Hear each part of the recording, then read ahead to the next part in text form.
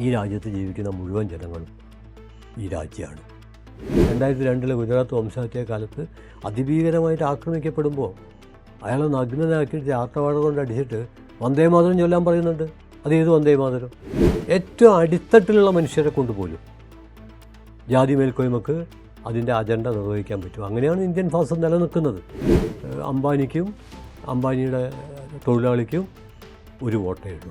വെമുലയുടെ കത്തും തിലകൻ്റെ പ്രസ്താവനയും ചേർത്ത് വച്ചാൽ തിലകന് ഇതെൻ്റെ ബർത്ത് റൈറ്റ് എന്നുള്ളത് എൻ്റെ ജന്മ അഭിമാനമാണ്, എന്നാൽ എൻ്റെ ജന്മമാണ് എൻ്റെ തെറ്റ് എന്നാണ് വെമുല പറയുന്നത്. ഭക്ഷണത്തിന് മുമ്പും പിമ്പും ഞാൻ എൻ്റെ രാജ്യത്തെ സ്നേഹിക്കുന്നു എന്നിങ്ങനെ വിളിച്ചു കൂവേണ്ട കാര്യമില്ല. കാരണം നമ്മളുടെ ജീവിതം എന്ന് പറഞ്ഞാൽ നമ്മളുടെ രാജ്യത്തിൻ്റെ ഭാഗമാണ്, നമ്മുടെ ഭൂമി എവിടെയാണ്. അങ്ങനെ ഗാന്ധി സത്യത്തിൽ രാഷ്ട്രീയമായിട്ടൊരു അത്ഭുതമാണെന്ന് പറയാം. വർണ്ണാശ്രമ വ്യവസ്ഥക്കകത്ത് ഒരിക്കലും സാധ്യമല്ലാത്ത ഒരു കാര്യത്തെ സാധ്യമാക്കാൻ ഗാന്ധി നിരന്തരം ശ്രമിച്ചിട്ടുണ്ട്. ഇന്ത്യൻ സ്വാതന്ത്ര്യ സമര ചരിത്രം ബ്രിട്ടീഷ് സാമ്രാജ്യത്തിനെതിരെ മാത്രമുള്ളൊരു പോരാട്ടമായിരുന്നില്ല. ജാതി കൊണ്ടും മതം കൊണ്ടും വംശം കൊണ്ടും വർഗം കൊണ്ടും വിഭജിച്ചു നിന്നിരുന്ന ഇന്ത്യക്കാരെ ദേശീയതയെന്ന ഒറ്റ വികാരത്തിൽ മാലയിലെ മുത്തുകൾ പോലെ കൊരുത്ത ഒരു വികാരത്തിൻ്റെ പ്രകടനം കൂടിയായിരുന്നു അത്. കൊടി മുതൽ പാട്ടുകൾ വരെ ആ പോരാട്ടത്തിന് ഇന്ധനമായി. ദൃശ്യവും ശ്രാവ്യവുമായൊരു ഭാഷ അതിന് കൈവന്നു. ഇന്ന് ഇൻസൈറ്റ് പരിശോധിക്കുന്നത് സ്വാതന്ത്ര്യ സമര ചരിത്രത്തിലെ അടയാളങ്ങളെക്കുറിച്ചാണ്. നമ്മളോടൊപ്പമുള്ളത് സാമൂഹ്യ വിമർശകനായ KN കുഞ്ഞഹമ്മദാണ്. സാർ നമസ്കാരം, ഇൻസൈറ്റിലേക്ക് സ്വാഗതം. തുടക്കം തന്നെ വന്ദേ മാതരത്തിൽ നിന്ന് തുടങ്ങാമെന്ന് തോന്നുന്നു. ഇപ്പോഴത്തെ വലിയൊരു കോൺട്രവേഴ്സ്യൽ ഇഷ്യൂസിലൊന്നാണ് ഈ വന്ദേമാതരം ചൊല്ലുന്നതുമായി ബന്ധപ്പെട്ട് കേന്ദ്ര സർക്കാർ പുതിയ നിയമങ്ങൾ കൊണ്ടുവരുന്നു. ഒരുപക്ഷെ ദേശീയ ഗാനത്തിനൊപ്പം തന്നെ വന്ദേമാതരത്തെ കൊണ്ടുവരുന്നു. ഒരുപക്ഷെ ചരിത്രത്തിൽ വന്ദേമാതരത്തിൻ്റെ ഒപ്പം തന്നെ ചൂണ്ടിക്കാണിക്കപ്പെട്ട മറ്റൊന്നായിരുന്നു സാരേ ജഹാം സേ അച്ഛാ. സാരേ ജഹാം സേ അച്ഛാ ഇപ്പോഴും ബാക്ക് ബെഞ്ചിൽ തന്നെ ഇരിക്കുന്നു. അപ്പോൾ വന്ദേമാതരത്തിനെതിരെ അതിനെ അനുകൂലിച്ചും പ്രതികൂലിച്ചും ഒക്കെ വലിയ ചർച്ചകൾ സജീവമാകുന്നൊരു സമയമാണ്. എനിക്ക് തോന്നുന്നു ഈ സമയത്ത് വന്ദേമാതരത്തിൽ തന്നെ തുടങ്ങാൻ പറ്റുമെന്ന് തോന്നുന്നു. ഞാൻ ഉദ്ദേശിക്കുന്നത് ഈ വന്ദേമാതരത്തിൻ്റെ ഒരു തുടക്കം 1870കളിൽ നിന്ന് ഇങ്ങോട്ട് വരുമ്പോൾ ആനന്ദമഠത്തിൽ വന്ദേമാതരത്തിന് കൃത്യമായ ഒരു സാമുദായിക അല്ലെങ്കിൽ മതപരമായിട്ടുള്ളൊരു പശ്ചാത്തലം ഉണ്ടായിരുന്നു എന്ന് തന്നെ വേണം കാണാൻ.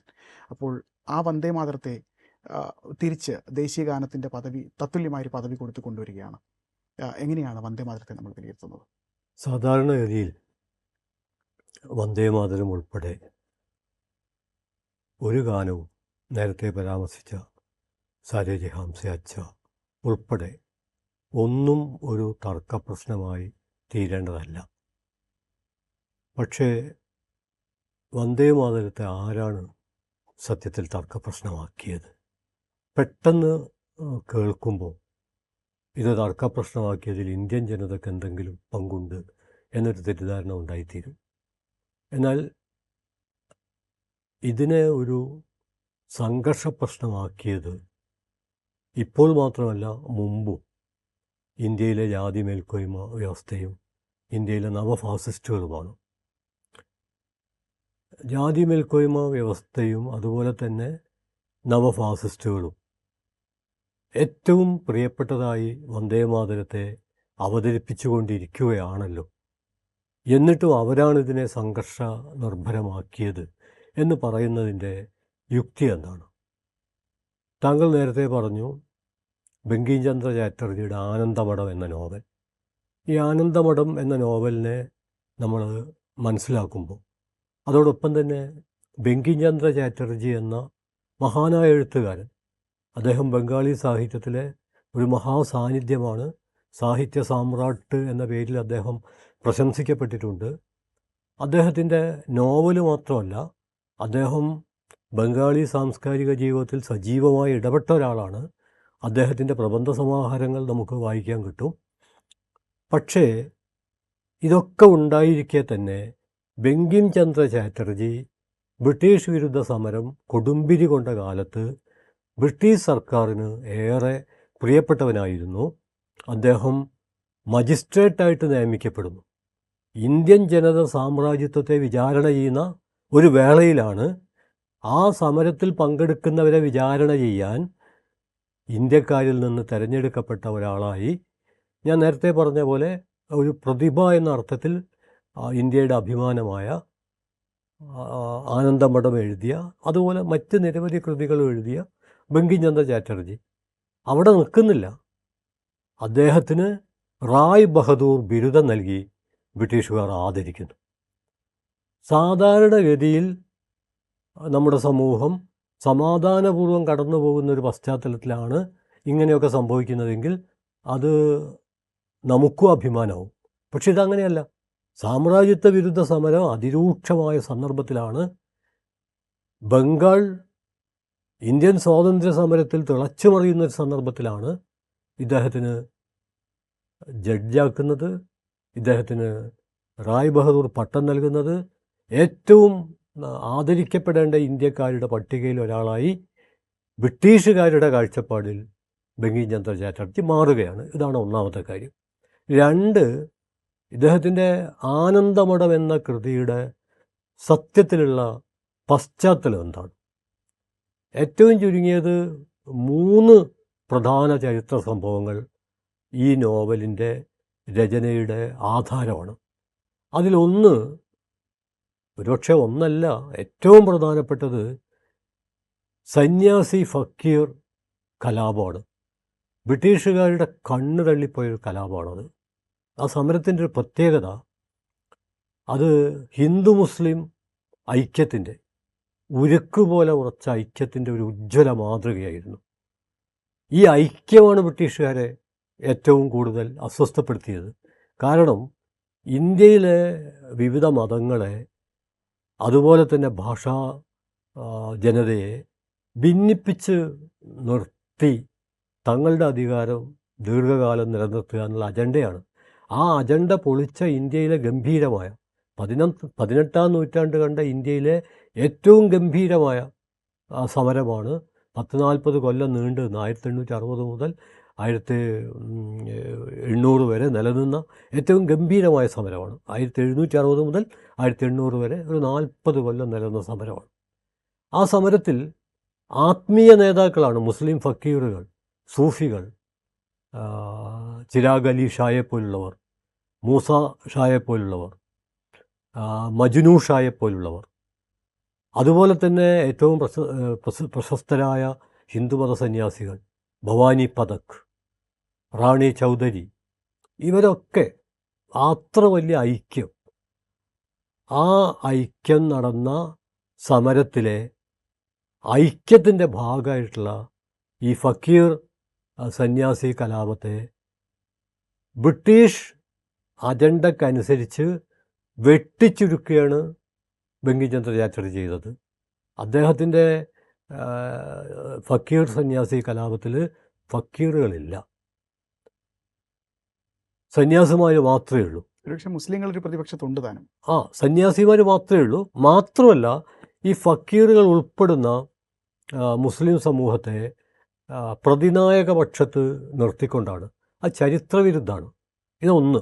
ഇനി രണ്ടാമത്, ഇന്ത്യ കണ്ട ഏറ്റവും വലിയ പ്രക്ഷോഭം ഈ ബംഗാൾ ക്ഷാമത്തെ തുടർന്ന് 1770-ലാണ്. അതിൻ്റെ പശ്ചാത്തലത്തിൽ വലിയ സമരങ്ങൾ നടന്നിട്ടുണ്ട്.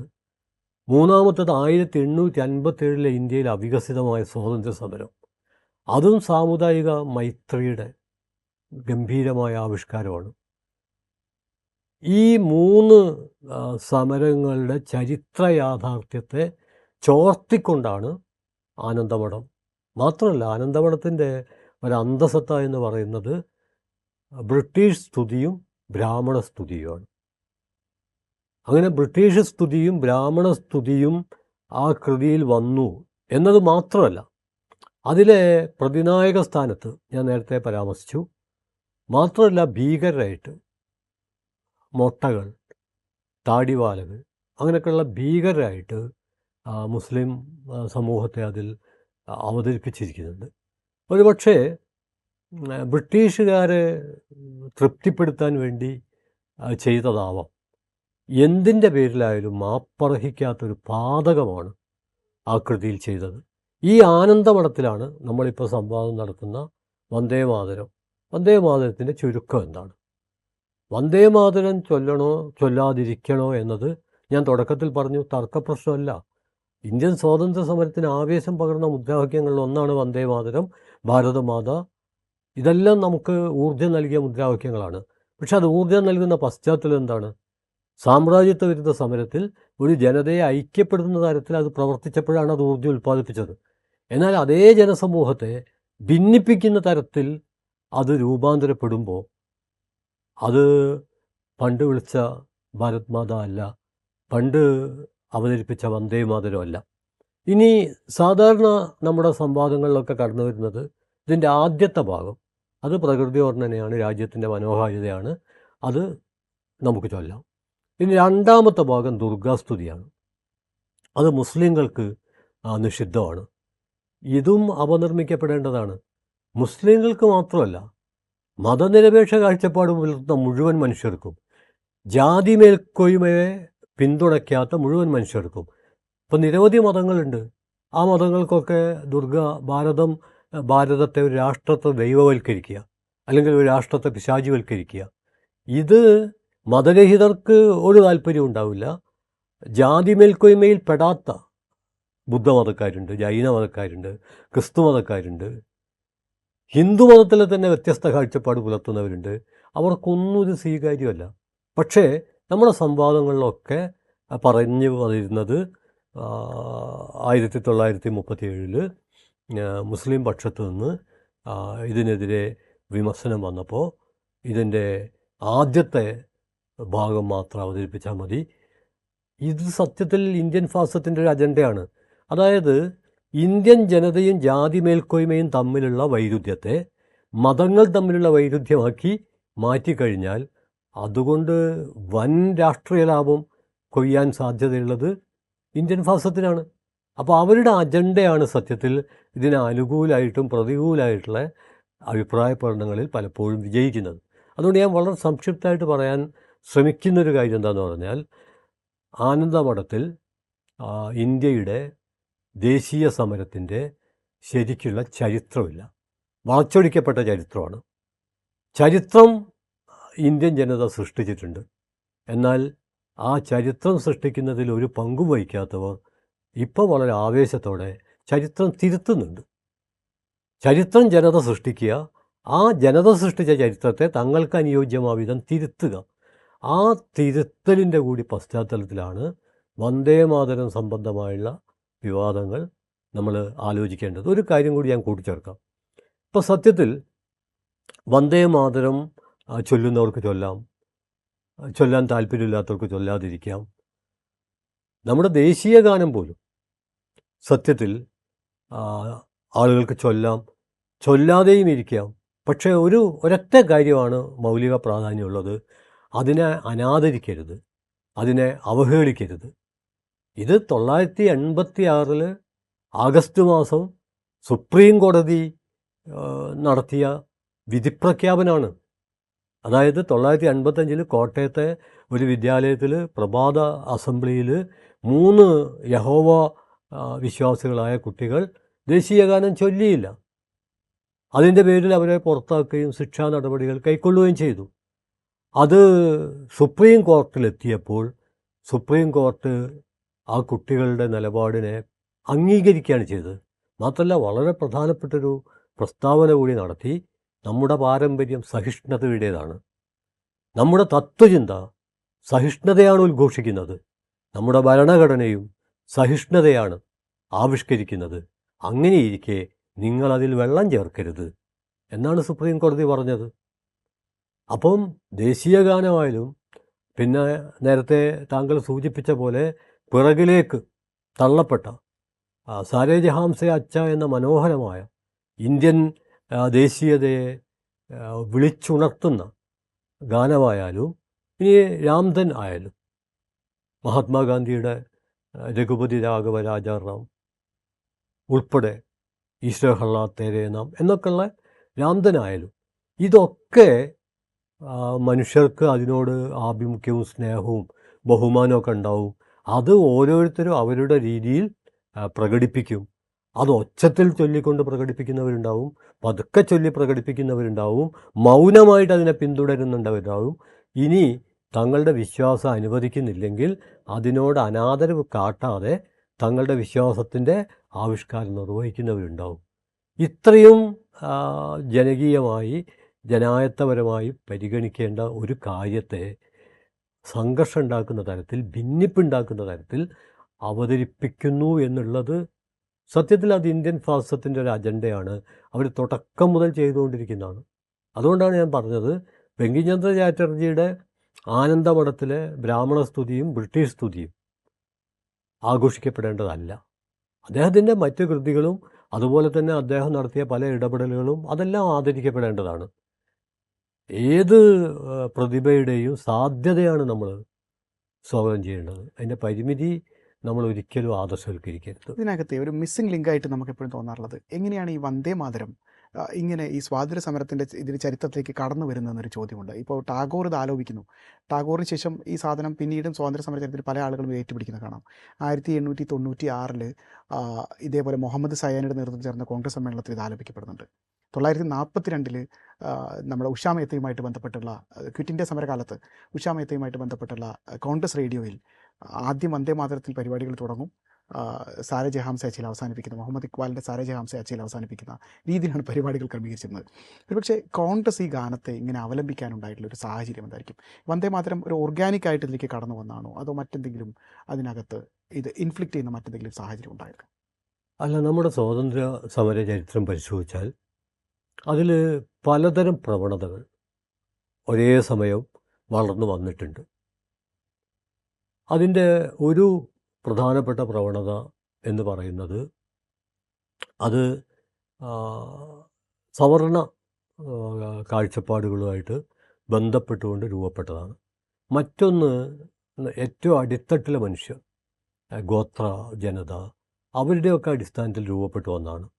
വേറൊരു ധാര എന്ന് പറയുന്നത് ജനായത്ത മതനിരപേക്ഷ ആധുനിക കാഴ്ചപ്പാടിൻ്റെ അടിസ്ഥാനത്തിൽ രൂപപ്പെട്ടു വന്നതാണ്. ഈ ധാരകൾ തമ്മിൽ അടിസ്ഥാനപരമായിട്ട് ബ്രിട്ടീഷ് ആധിപത്യത്തിനെതിരെയുള്ള സമരം എന്നുള്ള നിലക്ക് ഐക്യമുണ്ട്. അതേസമയം തന്നെ ഇതിൻ്റെ ദാർശനികമായ സാംസ്കാരികമായ നിലപാടുകളിൽ വളരെ വളരെ ഭിന്നതകളുണ്ട്. ഇപ്പോൾ പേഷ്വാ ഭരണത്തിൻ്റെ പുനഃസ്ഥാപനം എന്ന ഒരു കാഴ്ചപ്പാട് ഈ സവർക്കറെക്കുറിച്ചൊക്കെ പറയുമ്പോൾ തീർച്ചയായിട്ടും അത് ബ്രിട്ടീഷ് വിരുദ്ധമായിരിക്കുമ്പോൾ തന്നെ ബ്രിട്ടീഷുകാർ പോയാൽ പിന്നെ ആര് എന്ന ചോദ്യത്തിന് തീർച്ചയായിട്ടും അവർക്കൊരു ഉത്തരവുണ്ട്. അത് സുവർണ ഇന്ത്യൻ ഭൂതകാലത്തെക്കുറിച്ചും ഇന്ത്യൻ ജാതി മേൽക്കോയ്മയെക്കുറിച്ചുമുള്ള സങ്കല്പമാണ്. ഇന്ത്യൻ സ്വാതന്ത്ര്യ സമര ചരിത്രത്തിൽ EMS ഒക്കെ ഇന്ത്യൻ ദേശീയതയെക്കുറിച്ച് പറയുമ്പോൾ ഈ ദേശീയത ഒരു ദേശീയതയുടെ ഹൈന്ദവ മുഖത്തെക്കുറിച്ച് പറയുന്നുണ്ട്.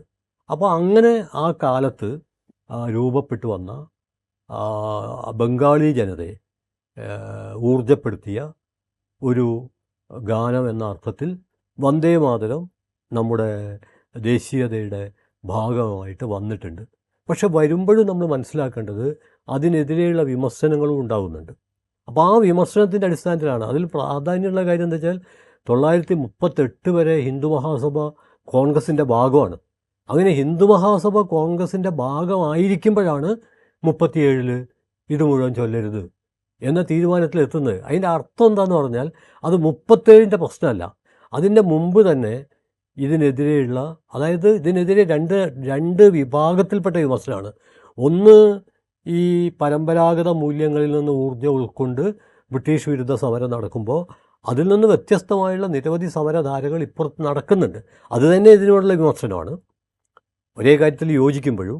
രണ്ടാമത്, രാജ്യത്തെ ഞാൻ തുടക്കത്തിൽ പറഞ്ഞല്ലോ, ഈ രാജ്യത്തെ ദൈവവൽക്കരിക്കുക എന്ന് പറഞ്ഞത്, രാജ്യത്തെ പിശാചിവൽക്കരിക്കുക, ഡമണൈസ് ചെയ്യുക എന്ന് പറഞ്ഞത് ഒട്ടും ശരിയല്ല. അത് ഇന്ത്യൻ ഫാസിസത്തിൻ്റെ ഒരു ആശയമാണ്. അവർ മുന്നോട്ട് വെക്കുന്ന ഒരു കാര്യം, ഇന്ത്യ പുണ്യഭൂമിയാണ്, ദേവഭൂമിയാണ്, മോക്ഷഭൂമിയാണ്, കർമ്മഭൂമിയാണ്. ഇവിടെ ചെറിയൊരു പുണ്യം ചെയ്താൽ അതിന് 10,000 ഫലമാണ്. ഭാരതം വിശ്വഗുരുവാണ്. നമ്മുടെ സുവർണ ഭൂതകാലം അതിനെ മുഴുവൻ തകർത്തത് ഇവിടെ മുഗളന്മാരാണ്. അതാണ് അധിനിവേശം. ബ്രിട്ടീഷുകാർ മുഗളന്മാരെ പരാജയപ്പെടുത്തിയവർ എന്ന അർത്ഥത്തിൽ വീരരാണ്. ഇത് ആനന്ദമഠത്തിലെ ആശയമാണ് ഞാൻ ഈ പറയുന്നത്. അപ്പോൾ സ്വാഭാവികമായിട്ട് വ്യത്യസ്ത ദേശീയ ധാരകൾ രൂപപ്പെട്ടു വരുമ്പോൾ അതിൽ ഈ ബ്രിട്ടീഷ് വിരുദ്ധ വികാരത്തിൻ്റെ ഭാഗമായിട്ട് ഉയർത്തപ്പെടുന്ന മുദ്രാവാക്യങ്ങളും ആലപിക്കുന്ന ഗാനങ്ങളുമൊക്കെ പൊതുവെ സ്വീകരിക്കപ്പെടും. അപ്പോൾ അതിൽ പലരും പങ്കെടുക്കും. അതുകൊണ്ടാണ് ഞാൻ പറഞ്ഞത് ഏത് ചരിത്ര സന്ദർഭത്തിലാണ് എന്തിനു വേണ്ടിയാണ്. എന്നാൽ ഇന്ന് വന്ദേ മാതരം നമ്മളങ്ങനെ ഈ സംവാദത്തിൽ ഒരു തീർപ്പിലെത്തി. ആ തീർപ്പ് ജനഗണമന ദേശീയ ഗാനമായിട്ടും വന്ദേ മാതരം ദേശീയ ഗീതമായിട്ടും ഈ സംവാദത്തിനൊക്കെ ശേഷം നമ്മളെത്തിയൊരു തീർപ്പാണ്. ആ തീർപ്പ് തകർക്കാൻ ഇന്ത്യൻ പശ്ചാത്തലത്തിൽ ഇപ്പോൾ എന്താണ് ഉണ്ടായിട്ടുള്ളത്? ഏത് തരം ഐക്യത്തിന് വേണ്ടിയാണ് നമ്മളിപ്പോൾ ഈ പുതിയ കാഴ്ചപ്പാട് അവതരിപ്പിക്കുന്നത്? ഇത് ഐക്യത്തിന് വേണ്ടിയല്ല, ഇവിടെ നിലവിലുള്ള ഐക്യം ഇല്ലാതാക്കാൻ വേണ്ടിയാണ്. ഞാൻ നേരത്തെ പറഞ്ഞല്ലോ, ഇപ്പം ഭാരത് മാത അത് ഇന്ത്യൻ സ്വാതന്ത്ര്യ സമരത്തിന് ആവേശം നൽകിയതാണ്. അതിൻ്റെ സൈദ്ധാന്തികമായ ശരിതെറ്റ് നോക്കിയിട്ടൊന്നല്ല. ബ്രിട്ടീഷ് ആധിപത്യത്തിനെതിരെ ഭാരത് മാതാ കി ജയ് അതന്ന് ശരിയായിരുന്നു. പക്ഷേ 2015 മോഹൻ ഭാഗവത് ഇന്ത്യൻ ജനതയെ ഭാരത് മാതാ വിളിക്കാൻ പഠിപ്പിക്കണം എന്ന് പറയുമ്പോൾ 2016 മഹാരാഷ്ട്ര അസംബ്ലിയിൽ വാരിസ് പത്താൻ ഗൗരവമായൊരു ചർച്ചയിൽ പങ്കെടുത്തുകൊണ്ടിരിക്കെ പെട്ടെന്ന് രാംദാസ് കദം എന്ന് പറയുന്ന BJPയുടെ MLA ചാടി വീണിട്ട് വിളിക്ക് ഭാരത് മാതാ കി ജയ് എന്ന് പറയുമ്പോൾ ആ ഭാരത് മാതാ സ്വാതന്ത്ര്യ സമരകാലത്ത് വിളിച്ച ഭാരത് മാതാ അല്ല. ഇത് ഉപരിതലത്തിലുള്ള സാമ്യം ചൂണ്ടിക്കാണിച്ചിട്ട് ജനങ്ങളെ തെറ്റിദ്ധരിപ്പിക്കാനുള്ള ശ്രമമാണ്. അപ്പം അദ്ദേഹം പറഞ്ഞു ഞാൻ ജയ് ഹിന്ദ് എന്ന് വിളിക്കും, ഭാരത് മാതാ എന്ന് വിളിക്കില്ല. അപ്പോൾ ഏതെങ്കിലും ഒരാളുടെ സ്വാതന്ത്ര്യപൂർവ്വ ഭാരതത്തിൽ ബ്രിട്ടീഷ് വിരുദ്ധമായി മുഴങ്ങിയൊരു മുദ്രാവാക്യം സ്വാതന്ത്ര്യാനന്തര ഭാരതത്തിൽ ഒരാളുടെ മേൽ അയാൾ ജീവിക്കുന്ന രാജ്യത്തെ പലതരത്തിൽ അയാൾ ഉൾക്കൊള്ളുകയും അതിൽ ആവേശം കൊള്ളുകയും ചെയ്യുന്നുണ്ട്. അതിന് അയാൾക്ക് ജയ് ഹിന്ദാവാം അയാൾ സ്വീകരിക്കുന്നത്. അതുപോരാ, ഞങ്ങൾ കൽപ്പിക്കും, നിങ്ങൾ അനുസരിക്കണം എന്ന് പറഞ്ഞ് ബഹുസ്വരതയെ കൃത്രിമ ഏകത്വത്തിലേക്ക് വെട്ടിച്ചുരുക്കുന്നതിൻ്റെ ഭാഗമായിട്ടാണ് ഇതൊക്കെ. അതേസമയം ഇന്നും ഇന്ത്യയിൽ ഞാൻ ഉദാഹരണം പറയാം. അപ്പോൾ ജന്തർ മന്ദിറിൽ അവിടെ ഭാരത് മാതാ ഉണ്ടായിരുന്നു, അവിടെ വന്ദേ മാതരം ഉണ്ടായിരുന്നു, അവിടെ ഇൻകുലാബും ഉണ്ടായിരുന്നു, ആസാദി ഉണ്ടായിരുന്നു. അത് ഐക്യപ്പെടുത്താനുള്ളതാണ്. അപ്പോൾ ഇതിൽ നമ്മൾ ഒരുതരം വിഭ്രമത്തിലേക്ക് വഴുക്കി പോകുന്ന എവിടെ വെച്ചാന്ന് പറഞ്ഞാൽ നമ്മളിതിൻ്റെ ഉപരിതലത്തിലെ കാര്യങ്ങൾ മാത്രമേ കാണുന്നുള്ളൂ. ഇതിൻ്റെ അടിത്തട്ടിൽ എന്താണ്, എന്തുകൊണ്ടാണ് ജന്തർ മന്ദിറിൽ ഭാരത് മാതാ പ്രശ്നമാവാത്തത്? കാരണം അത് ആസാദിയുടെ ഇൻകുലാബിൻ്റെ ഒപ്പമുള്ള ഐക്യപ്പെടുത്തുന്ന ഭാരത് മാതയാണ്. എന്തുകൊണ്ടാണ് വാരിസ് പത്താനിന് നേരെ ഭാരത് മാതാ വിളിക്കാൻ ആക്രോശിച്ചത്, ജനായത്ത് വിരുദ്ധമാവുന്നത്? ഇത് ഇവിടെ സമരത്ത് പങ്കെടുക്കുന്നവർ ആരുടെയും കൽപ്പനയില്ലാതെ സ്വയം വിളിക്കുന്നതാണ്, മറ്റതല്ല. അപ്പോൾ ഇത് രണ്ടും തമ്മിലുള്ള മൗലികമായ വ്യത്യാസം നമ്മൾ കാണണം. പിന്നെ ഒരു കാര്യം കൂടി ഈ ചോദ്യത്തിൻ്റെ തുടർച്ചയായിട്ട് ഞാൻ സൂചിപ്പിക്കാം. ബ്രിട്ടീഷ് വിരുദ്ധ സമരകാലത്ത് മേൽക്കോയ്മ ദേശീയത അല്ലെങ്കിൽ ജാതി മേൽക്കോയ്മയുടെ ദേശീയത അതിനെന്തൊക്കെ പരിമിതികളുണ്ടെങ്കിലും അത് ഒരുപക്ഷെ പേശോ രാജ്യം അല്ലെങ്കിൽ ജാതി രാജ്യം സ്ഥാപിക്കാനാണെങ്കിലും അത് വിദേശികളെ പുറത്താക്കാനാണല്ലോ. ആ നിലക്ക് അവിടെ ഐക്യത്തിനുള്ളൊരു സാധ്യതയുണ്ട്. എന്നാൽ ഇന്ന് മേൽക്കോയ്മ ദേശീയത എന്ന് പറയുന്നത് ബ്രിട്ടീഷുകാർക്കെതിരല്ലല്ലോ, ഇന്ത്യൻ ജനതക്കെതിരെയാണല്ലോ. സവർക്കറുടെയും ഗോൾവൾക്കറുടെയും ഹെഡ്ഗേവാറുടെയും ഒക്കെ ചിന്തകളിൽ ഇവിടുത്തെ ആഭ്യന്തര ശത്രുക്കൾ എന്ന് പറയുന്നത് ഇവിടെ ജീവിക്കുന്ന ജനതയാണല്ലോ. മുസ്ലിങ്ങളും കമ്മ്യൂണിസ്റ്റുകാരും ക്രിസ്ത്യാനികളും ഗാന്ധിയന്മാരും സമാധാനവാദികളും ഭാഷാ സംസ്ഥാന രൂപീകരണത്തിന് വേണ്ടി വാദിച്ചവരും ഒക്കെ ശത്രുക്കളാണല്ലോ.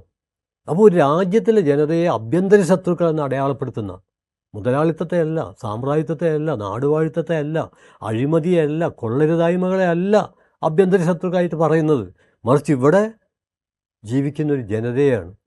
അപ്പോൾ ഇതിൻ്റെ അടിസ്ഥാനത്തിൽ ഞാനിത് സംക്ഷിപ്തമായിട്ട് പറയാൻ ശ്രമിക്കുന്നത്, ഇന്ന് ഭാരതമാതായും വന്ദേ മാതരവും ഭാരതീയതയെക്കുറിച്ചുള്ള കാഴ്ചപ്പാടുകളും ഇന്ത്യൻ ഫാസിസ്റ്റുകൾ അവതരിപ്പിക്കുന്നത് മേൽക്കോയ്മ ദേശീയതയുടെ ഭാഗമായിട്ടാണ്. അതിന് ജനകീയ ദേശീയതയായിട്ട് ഒരു ബന്ധവുമില്ല. അതിന് മതനിരപേക്ഷത ദേശീയതയായിട്ട് ഒരു ബന്ധവുമില്ല. എനിക്ക് ഇതിനകത്ത് ഇത് നമ്മൾക്ക് ഇങ്ങനെ ഈ ചരിത്രം ഇങ്ങനെ വായിക്കുമ്പോൾ നമുക്കുണ്ടാകുന്ന മറ്റൊരു സംശയം, ഇപ്പോൾ 1947 ഓഗസ്റ്റ് 14 നമ്മുടെ കോൺസ്റ്റിറ്റ്യൂഷൻ അസംബ്ലി ആദ്യമായിട്ട് നമ്മൾ ചേരുന്ന സമയത്ത് വന്ദേ മാതരത്തോടു കൂടിയാണ് ഇത് തുടങ്ങുന്നത്. അപ്പോൾ ഈ സർക്കാരിന് ഈ ഒരു ബാലൻസിങ് അന്ന് തന്നെ വലിയൊരു ആശയക്കുഴപ്പം ഉണ്ടാക്കിയൊരു സാധനമാണ് തോന്നുന്നു. കാരണം നെഹ്റു ഓഗസ്റ്റ് 4-5 എഴുതിയ കത്തുകളിൽ ഇതിൻ്റെ ട്രേസസ് ഉണ്ട്. ഈ വന്ദേ മാതരത്തോട് തുടങ്ങുകയും സാരെ ജഹാൻ സാച്ചിയിൽ അവസാനിപ്പിക്കുകയും ചെയ്യണം എന്നുള്ള രീതിയിലൊക്കെയാണ് നമുക്കതിനകത്ത് നിന്ന് വിവരങ്ങൾ കണ്ടെടുക്കാൻ കഴിയുക. ഒരുപക്ഷെ ഇതൊരു ഈ നേരത്തെ അങ്ങ് പറഞ്ഞ പോലെ ഈ ഒരു ബാലൻസിങ്ങിൻ്റെ ഭാഗമായിട്ടായിരിക്കുമോ ഈ രണ്ട് ഗാനങ്ങളും അതിനകത്ത് കടന്നു വരുന്നത്? അല്ല, ഇത് ബാലൻസിങ് അല്ല സത്യത്തിൽ. ഇപ്പം ഞാൻ പറയാം, ഇപ്പം നമ്മൾ 1947 ഓഗസ്റ്റ് 15 സ്വാതന്ത്ര്യ ദിനമായിട്ട് പ്രഖ്യാപിക്കുന്നു. പക്ഷേ ബ്രാഹ്മണ പുരോഹിതന്മാർ 15 നല്ല മുഹൂർത്തമല്ല എന്ന് പറയുകയും 14-ാം തീയതി അർദ്ധരാത്രി തന്നെ ഇത് ആരംഭിക്കണം എന്നാവശ്യപ്പെടുകയും ചെയ്തപ്പോൾ അത് അംഗീകരിക്കപ്പെടുന്നുണ്ട്. 1. 2, നെഹ്റു അജ്ഞേയവാദിയാണ്. അദ്ദേഹത്തിനൊരു ആചാരങ്ങളിലും വിശ്വാസമില്ല. പക്ഷേ ബ്രാഹ്മണ പുരോഹിതന്മാരുടെ കൽപ്പനക്കനുസരിച്ച് അദ്ദേഹം ചമ്രം പടിഞ്ഞിരിക്കുന്നുണ്ട്. തഞ്ചാവൂരിൽ നിന്ന് വന്ന ബ്രാഹ്മണ പുരോഹിതന്മാർ അദ്ദേഹത്തിന് നിർദ്ദേശങ്ങൾ നൽകുന്നുണ്ട്. അതായത് സ്വാതന്ത്ര്യ സമരത്തിൽ ഒരു പങ്കും വഹിക്കാത്തവർ സ്വാതന്ത്ര്യത്തിൻ്റെ സമയവും പ്രധാനമന്ത്രിയാകാൻ പോകുന്ന ഒരാളുടെ ആചാരവും അനുഷ്ഠാനം എങ്ങനെയായിരിക്കണം എന്നൊക്കെ തീരുമാനിക്കുന്നതിൻ്റെ പൊരുളെന്താണ്? അതിൻ്റെ പൊരുൾ വളരെ വ്യക്തമാണ്. ജാതി മേൽക്കോയ്മ അതിൻ്റെ പിടിമുറുക്കുന്നു എന്നുള്ളതാണ്. അത് എല്ലാ മണ്ഡലത്തിലും നമുക്ക് കാണാൻ കഴിയും. അതുകൊണ്ട് ഞാൻ പറഞ്ഞു വരുന്നത്, ഈ വന്ദേ മാതരത്തെ നമ്മൾ ഈ സംഘപരിവാർ അവതരിപ്പിക്കുന്ന ഒരു ചട്ടക്കൂടിൻ്റെ അകത്ത് ചുരുക്കിയിട്ട് നമുക്ക് ഇന്ത്യയിൽ അതെങ്ങനെയാണ് പ്രവർത്തിക്കുന്നത് മനസ്സിലാക്കാൻ പറ്റില്ല. അപ്പോൾ ഞാൻ പറയാം, ഇഹ്സാൻ ജാഫ്രി 2002 ഗുജറാത്ത് വംശഹത്യാ കാലത്ത് അതിഭീകരമായിട്ട് ആക്രമിക്കപ്പെടുമ്പോൾ അയാളെ നഗ്നനാക്കിയിട്ട് ചാട്ടവാഴ കൊണ്ട് അടിച്ചിട്ട് വന്ദേ മാതരം ചൊല്ലാൻ പറയുന്നുണ്ട്. അതേത് വന്ദേ മാതരം? അതല്ലല്ലോ നമ്മുടെ ഈ സ്വാതന്ത്ര്യ സമര കാലത്ത് ചൊല്ലിയത്. അവിടെയാണ് അതിൻ്റെ പ്രശ്നം. ഇത് രണ്ടിനെയും രണ്ടായി തന്നെ കാണണം. പിന്നെ താങ്കൾ പറഞ്ഞ പോലെ ഈ ജാതി മേൽക്കോയ്മ എന്നുള്ളത് ഇന്ത്യയെ സംബന്ധിച്ചിടത്തോളം സ്വാതന്ത്ര്യത്തിന് മുമ്പും സ്വാതന്ത്ര്യം കിട്ടുമ്പോഴും ഇപ്പോഴും വലിയ സമരങ്ങൾ നടക്കുന്നില്ലെങ്കിൽ ഏറെക്കുറെ തുടർന്നും നിലനിൽക്കും. മുമ്പൊരു സംവാദത്തിൽ ഞാൻ പറഞ്ഞതിനെക്കുറിച്ച് എന്നോട് പല സുഹൃത്തുക്കളും ചോദിച്ചു. അതിൽ ഞാൻ പറഞ്ഞതെന്ന് വെച്ചാൽ, ലോകത്തിൽ ഏറ്റവും അവസാനമായിട്ട് വിപ്ലവം നടക്കുന്നത് ഇന്ത്യയിലായിരിക്കും. അത് പലരും എന്നെ വിളിച്ച് ചോദിക്കേണ്ടായി, അങ്ങനെ പറയാൻ പറ്റുമോ കഴിയാൻ? അതെ, അങ്ങനെ പറയാൻ പറ്റുമെന്ന് നമുക്ക് പറയാൻ കഴിയുന്നത് ഇന്ത്യൻ ജാതി മേൽക്കോയ്മയുടെ പ്രത്യേകത കൊണ്ടാണ്. ഇപ്പോൾ നമ്മൾ നോക്കിക്കഴിഞ്ഞാൽ ഏറ്റവും അടിത്തട്ടിലുള്ള മനുഷ്യരെ കൊണ്ട് പോലും ജാതി മേൽക്കോയ്മക്ക് അതിൻ്റെ അജണ്ട നിർവഹിക്കാൻ പറ്റും. അങ്ങനെയാണ് ഇന്ത്യൻ ഫാസിസം നിലനിൽക്കുന്നത്. അതിനുവേണ്ടി അവർ ചെയ്യുന്നതാണ് മതത്തിൻ്റെ മണ്ഡലത്തിലേക്ക് സംഘർഷത്തെ തിരിച്ചുവിടുക. സത്യത്തിൽ ഇന്ത്യയിൽ ജാതി മേൽക്കോയ്മയുടെ മർദ്ദനം ഏറ്റവും കൂടുതൽ അനുഭവിക്കുന്നത് അടിത്തട്ടിലുള്ള അടിസ്ഥാന ജനതയാണ്. പക്ഷേ നമ്മൾ ചർച്ച ചെയ്യുന്നോ? മാത്രമല്ല, വംശഹത്യകളൊക്കെ നടക്കുമ്പോൾ ഈ മുസ്ലിങ്ങൾക്കെതിരെ ക്രിസ്ത്യാനികൾക്കെതിരെ ഒക്കെ ചാവേറുകളായിട്ട് ഏറ്റവും അടിത്തട്ടിലെ ജനതയെ ജാതി മേൽക്കോയ്മക്ക് ഉപയോഗിക്കാൻ കഴിയുന്നു. അത് ഗുജറാത്ത് കണ്ടു, അത് കന്ധമാലിൽ കണ്ടു. പക്ഷേ അത് തിരിച്ചറിയപ്പെടുന്നുണ്ട്. ഇപ്പോൾ അത് ഫാസിസത്തെ വെകിളി പിടിപ്പിക്കുന്നുണ്ട്. അപ്പം കൂടുതൽ മതത്തിൻ്റെ മണ്ഡലത്തിലേക്ക് വൈരുദ്ധ്യത്തെ തിരിച്ചുവിട്ട് തങ്ങളുടെ നിലനിൽപ്പ് ഭദ്രമാക്കുക എന്നുള്ളത് തന്നെയാണ്. പിന്നെ ഇന്ത്യൻ ചരിത്രം എന്ന് പറയുന്നത്, അതായത് നമ്മുടെ സ്വാതന്ത്ര്യ സമരത്തിൻ്റെ ചരിത്രമടക്കം ഓരോരുത്തരും ഇപ്പം ഭഗവത്ഗീത ഉയർത്തിപ്പിടിച്ചുകൊണ്ട് സമരം, ഖുർആൻ ഉയർത്തിപ്പിടിച്ചുകൊണ്ടുള്ള സമരം, ഇങ്ങനെ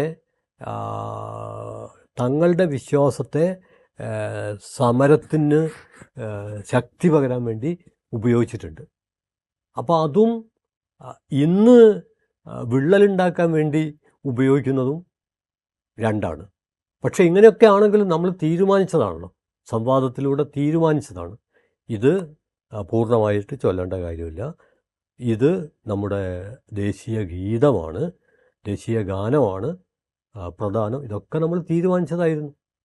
അതാണ് അട്ടിമറിക്കപ്പെടുന്നത് എന്നുള്ളതാണ് ഇന്നത്തെ ഏറ്റവും ഗൗരവമായുള്ള പ്രശ്നം. ഓഗസ്റ്റ് 15 ഇത് ആവേശത്തിൻ്റെ, ആഹ്ലാദത്തിൻ്റെ, അഭിമാനത്തിൻ്റെയൊക്കെ ഒരു ദിവസമാണ്. പക്ഷെ ആ ദിവസത്തിലേക്ക് പോലും ആശങ്കയുടെ ഒരു കരിനിഴൽ ഇതുവരെ ഇല്ലാത്ത വിധം കൊണ്ടുവരാൻ ഇന്ത്യൻ ഫോഴ്സസിൽ കഴിഞ്ഞിട്ടുണ്ട്. അതിനവർ വന്ദേ മാതരത്തെ കരുവാക്കിയെന്ന് മാത്രമേ ഉള്ളൂ. ഓരോ സമയത്ത് അവർ ഓരോരോ കാര്യങ്ങളാണ്. ഇപ്പം നമ്മൾ പ്രണയം അതിനെ പരിക്കേൽപ്പിക്കാൻ അവർ കൊണ്ടുവന്ന ലവ് ജിഹാദ് പരികൽപ്പന, ഇങ്ങനെ ഓരോരോ ഭക്ഷണത്തിൻ്റെ കാര്യത്തിൽ കൊണ്ടുവന്നത്, ഇങ്ങനെ എല്ലാത്തിലും കൊണ്ടുവന്നു. അത് നമ്മുടെ ദേശീയ ചിഹ്നങ്ങളിലേക്ക് വരെ രൂപപ്പെട്ടു വരികയാണ്. ഞാൻ ഒരു ഉദാഹരണം പറയാം. ഇപ്പം നടക്കുന്ന ഒരു സംവാദമാണല്ലോ, സവർക്കറെ കുറിച്ചുള്ള സംവാദം. അത് നോക്കിക്കഴിഞ്ഞാൽ നമുക്ക് മനസ്സിലാവുമല്ലോ. 2022 അന്ത്യഞ്ജൻ മാസിക, അത് ഗാന്ധി സ്മൃതി ദർശൻ സമിതി എന്ന് പറയുന്ന ഗാന്ധിയുടെ കാഴ്ചപ്പാട് പ്രചരിപ്പിക്കാൻ വേണ്ടി രൂപപ്പെട്ട ഒരു മാസികയാണ്. ആ മാസികയിലെ സ്പെഷ്യൽ പതിപ്പ് സവർക്കറെക്കുറിച്ചായി എന്ന് പറഞ്ഞാൽ, അപ്പോൾ നമ്മൾ ചർച്ച ചെയ്യുന്നത് ഈ സവർക്കർ സ്വാതന്ത്ര്യ സമരത്തിൽ പങ്കെടുത്തുവോ ഇല്ലയോ എന്നൊക്കെയാണ്. സവർക്കർ വർത്തമാനകാല ഇന്ത്യൻ സമൂഹത്തിൽ എപ്രകാരമാണ് പ്രവർത്തിച്ചുകൊണ്ടിരിക്കുന്നത്, സവർക്കറുടെ ആശയങ്ങൾ എപ്രകാരമാണ് പ്രവർത്തിച്ചത്. സവർക്കറാണല്ലോ ഈ പുണ്യഭൂമി എന്നുള്ള. അപ്പം ഭാരതം പുണ്യഭൂമിയാണെങ്കിൽ ബാക്കിയൊക്കെ പാപഭൂമിയാണോ?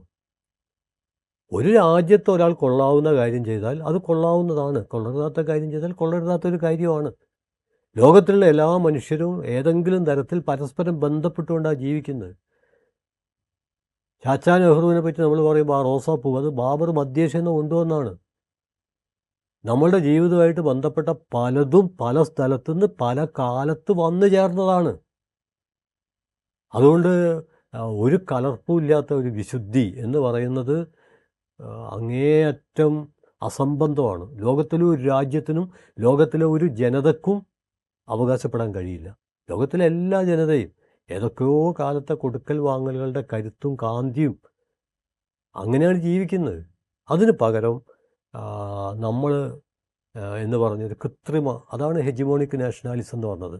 അത് സത്യത്തിൽ രാജ്യത്തോടുള്ള സ്നേഹം എന്നുള്ളതിനപ്പുറം രാജ്യത്ത് ജീവിക്കുന്ന ജാതി മേൽക്കോയ്മയുടെ കൽപ്പനകൾക്ക് മുമ്പിൽ മുട്ടുകുത്താത്ത എല്ലാവർക്കും എതിരായിട്ടുള്ള ഒരു മിസൈലാണ്, ഒരു യുദ്ധപ്രഖ്യാപനമാണ് സത്യത്തിൽ. അങ്ങനെ പറഞ്ഞു വരുമ്പോഴാണ് ഈ ദേശസ്നേഹം, പാട്രിയറ്റിസവും നാഷണലിസവും, ദേശസ്നേഹവും ദേശീയതയും തമ്മിലുള്ള ഈ അതിർത്തി ഇങ്ങനെ നേർത്ത് വന്നുകൊണ്ടിരിക്കുകയാണ് വർത്തമാനകാല ഇന്ത്യയിൽ പ്രത്യേകിച്ചും. ഇപ്പോൾ നമ്മുടെ സ്വാതന്ത്ര്യ സമര ചരിത്രത്തിലേക്ക് എടുത്തു നോക്കിയാൽ നമ്മുടെ നാഷണലിസം, നമ്മുടെ ഈ ദേശീയത എന്ന് പറയുന്നത് വളരെ പ്ലൂറലായിട്ടുള്ളൊരു സാധനമാണ്. ഇപ്പം ഗാന്ധിയുടെ ദേശീയത, നെഹ്റു മുന്നോട്ട് വെച്ച ദേശീയത, ടാഗോറിൻ്റെ യൂണിവേഴ്സൽ നാഷണലിസം, കുറച്ചുകൂടെ അങ്ങോട്ട് പോകുകയാണെങ്കിൽ സുഭാഷ് ചന്ദ്രബോസിൻ്റെ മിലിറ്റൻ്റ് നാഷണലിസം, ഇങ്ങനെ വളരെ വൈവിധ്യങ്ങളായിട്ടുള്ള കുറേ ഒരു സങ്കല്പങ്ങളുടെ കൂട്ടായ്മയായിട്ടാണ് നമ്മുടെ ഒരു നാഷണലിസം രൂപപ്പെടുന്നത്. എങ്ങനെയാണ് ഇതിനെ കാണുന്നത്? ഇപ്പോൾ അങ്ങനെ ഒരു നേർത്ത് വരുന്നതായി തോന്നുന്നുണ്ടോ? അല്ല, ദേശീയത എന്നുള്ളത് സത്യത്തിൽ ഇന്ത്യൻ ദേശീയതയെക്കുറിച്ച് നമ്മൾ ആലോചിക്കുമ്പോൾ ഇതേക്കുറിച്ച് നിരവധി പഠനങ്ങൾ വന്നിട്ടുണ്ടല്ലോ. ഈ പഠനങ്ങൾ നമ്മൾ പരിശോധിച്ചാൽ ഇപ്പം AR ദേശായിയുടെ social background of Indian nationalism, അദ്ദേഹത്തിൻ്റെ തന്നെ recent trends in Indian nationalism, പിന്നെ ദേശീയതയെ സൈദ്ധാന്തികമായി അവതരിപ്പിക്കുന്ന ബെനഡിക്റ്റ് ആൻഡേഴ്സൻ്റെ പഠനങ്ങളുണ്ട്. പലതരം പഠനങ്ങൾ വന്നിട്ടുണ്ട്. അപ്പോൾ ഈ പഠനങ്ങളുടെ ഒക്കെ പശ്ചാത്തലത്തിൽ നമുക്ക് ഉറപ്പിച്ച് പറയാൻ കഴിയുന്ന കുറേ കാര്യങ്ങളുണ്ട്. അതിലൊന്ന്, ദേശീയത അനാദിയായ ഒന്നല്ല. അത് ഉറപ്പിച്ച് പറയാവുന്നതാണ്. കാരണം ഇന്ത്യയെക്കുറിച്ച് മാത്രമല്ല, ലോകത്തിലെ ഏത് രാജ്യത്തെക്കുറിച്ച് നമ്മൾ പറയുമ്പോഴും ആധുനിക കാലത്താണ് ദേശീയത രൂപപ്പെടുന്നത്. ഇപ്പോൾ രാജാക്കന്മാരുടെ കാലത്ത് ഇന്ത്യയിൽ 500-ലേറെ നാട്ടുരാജ്യങ്ങൾ, ഓരോ രാജ്യവും ഓരോ ലോകമാണ്. എന്ന് പറഞ്ഞാൽ രാജാവാണ് അവിടുത്തെ ദൈവം. പക്ഷേ ഈ 500 നാട്ടുരാജ്യങ്ങളെയൊക്കെ ഏകീകരിച്ച ഒരു ഇന്ത്യൻ യൂണിയൻ രൂപപ്പെടുമ്പോഴാണ് സാമ്രാജ്യത്വ വിരുദ്ധ സമരത്തിലൂടെയാണ്. ഒരു പക്ഷേ അതിനു മുമ്പ് ഭക്തി പ്രസ്ഥാനവും നവോത്ഥാന പ്രസ്ഥാനവും ഒക്കെ ഇന്ത്യയിലെ വ്യത്യസ്ത ഭാഷകൾ സംസാരിക്കുന്ന പ്രദേശത്ത് ജീവിക്കുന്ന ആളുകൾക്കിടയിൽ ഒരു ഊർജം ഉൽപ്പാദിപ്പിച്ചിട്ടുണ്ടാവും. അതായത് ഈ നാട്ടുരാജ്യത്തിൻ്റെ 4 അതിരുകളിൽ ഒരു തടവിലെന്ന പോലെ കഴിഞ്ഞ ഒരു ജനത ഈ ഭക്തി പ്രസ്ഥാനത്തിൻ്റെയും നവോത്ഥാന പ്രസ്ഥാനത്തിൻ്റെയൊക്കെ കാലത്ത് രാജകേന്ദ്രിതമായ ആശയങ്ങൾക്ക് പകരം ജനകേന്ദ്രിതമായ ആശയങ്ങളിലേക്ക് പതുക്കെ കണ്ണു തുറക്കുന്നുണ്ട്. അവിടെ വച്ചാണ് ഈ ദേശീയതയുടെ ഒരു പ്രാരംഭ രൂപീകരണം. അത് പൂർണ്ണ ദേശീയതയല്ല. അതേസമയത്ത് സാമ്രാജ്യത്വ വിരുദ്ധ സമരത്തിലൂടെയാണ്. ഇപ്പോൾ ഏതെങ്കിലും രാജാവിരുന്ന സിംഹാസനമല്ല. മഹാത്മാഗാന്ധി വാരിയെടുത്ത ഒരു പിടി ഉപ്പാണ്. അത് ഇന്ത്യയിലുടനീളം വലിയ ഊർജ്ജം ഉൽപ്പാദിപ്പിക്കുകയാണ്. അതുകൊണ്ട് ഞാൻ പറയുന്നത് സാമ്രാജ്യത്വ വിരുദ്ധ സമരത്തിൻ്റെ ഒരു പശ്ചാത്തലത്തിലാണ് ഇന്ത്യൻ ദേശീയത രൂപപ്പെട്ടു വരുന്നത്. അതിന് മുമ്പത്തെ ഭക്തി പ്രസ്ഥാനത്തിന് ഇവിടുത്തെ ബ്രാഹ്മണിക്ക് മേൽക്കോയ്മയെ മറിച്ചിടാൻ പറ്റിയിട്ടില്ല. ഭക്തി പ്രസ്ഥാനത്ത് ഇതിൽ കീഴാള ഭക്തി പ്രസ്ഥാനമുണ്ട്. അത് ഇതിനെതിരെ ജാതിക്കെതിരെയൊക്കെ വലിയ ശബ്ദങ്ങൾ ഉയർത്തിയിട്ടുണ്ട്. പക്ഷേ ഒരു തീവണ്ടി ഉണ്ടാക്കിയുള്ള ഒരു മാറ്റം അവരുടെ പ്രക്ഷോഭത്തിന് ഉണ്ടാക്കാൻ പറ്റിയിട്ടില്ല. എന്നാൽ പിന്നീട് ഈ സമരത്തിലൂടെ രൂപപ്പെട്ടു വന്ന ഒരു ദേശീയതല്ല. ഇപ്പോൾ നമ്മുടെ സമരത്തിലൂടെ ജോഗ്രഫിക്കൽ നാഷണലിസം, ഒരു ഭൂമിശാസ്ത്രപരമായ ദേശീയത.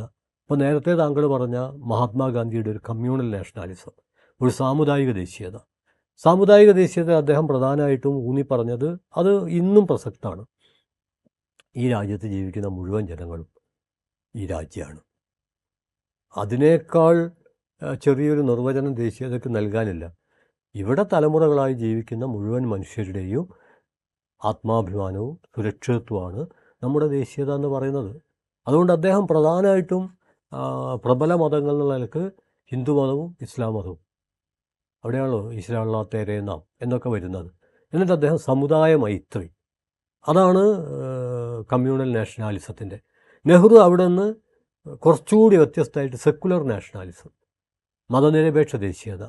അതായത് നിങ്ങൾക്ക് മതത്തിൽ വിശ്വസിക്കാം, വിശ്വസിക്കാതിരിക്കാം, നിങ്ങൾ ഇവിടുത്തെ പൗരരാണോ, ഇവിടുത്തെ പൗര നിയമങ്ങൾ അനുസരിക്കുന്നുണ്ടോ, അത്രയേ ഉള്ളൂ. എന്നാൽ സോഷ്യലിസ്റ്റുകൾ, ഇടതുപക്ഷക്കാർ, കമ്മ്യൂണിസ്റ്റുകാർ ഒക്കെ മുന്നോട്ട് വെച്ചത് ഇതിൽ നിന്ന് വ്യത്യസ്തമായിട്ട് ഒരു ജനകീയ ദേശീയതയാണ്.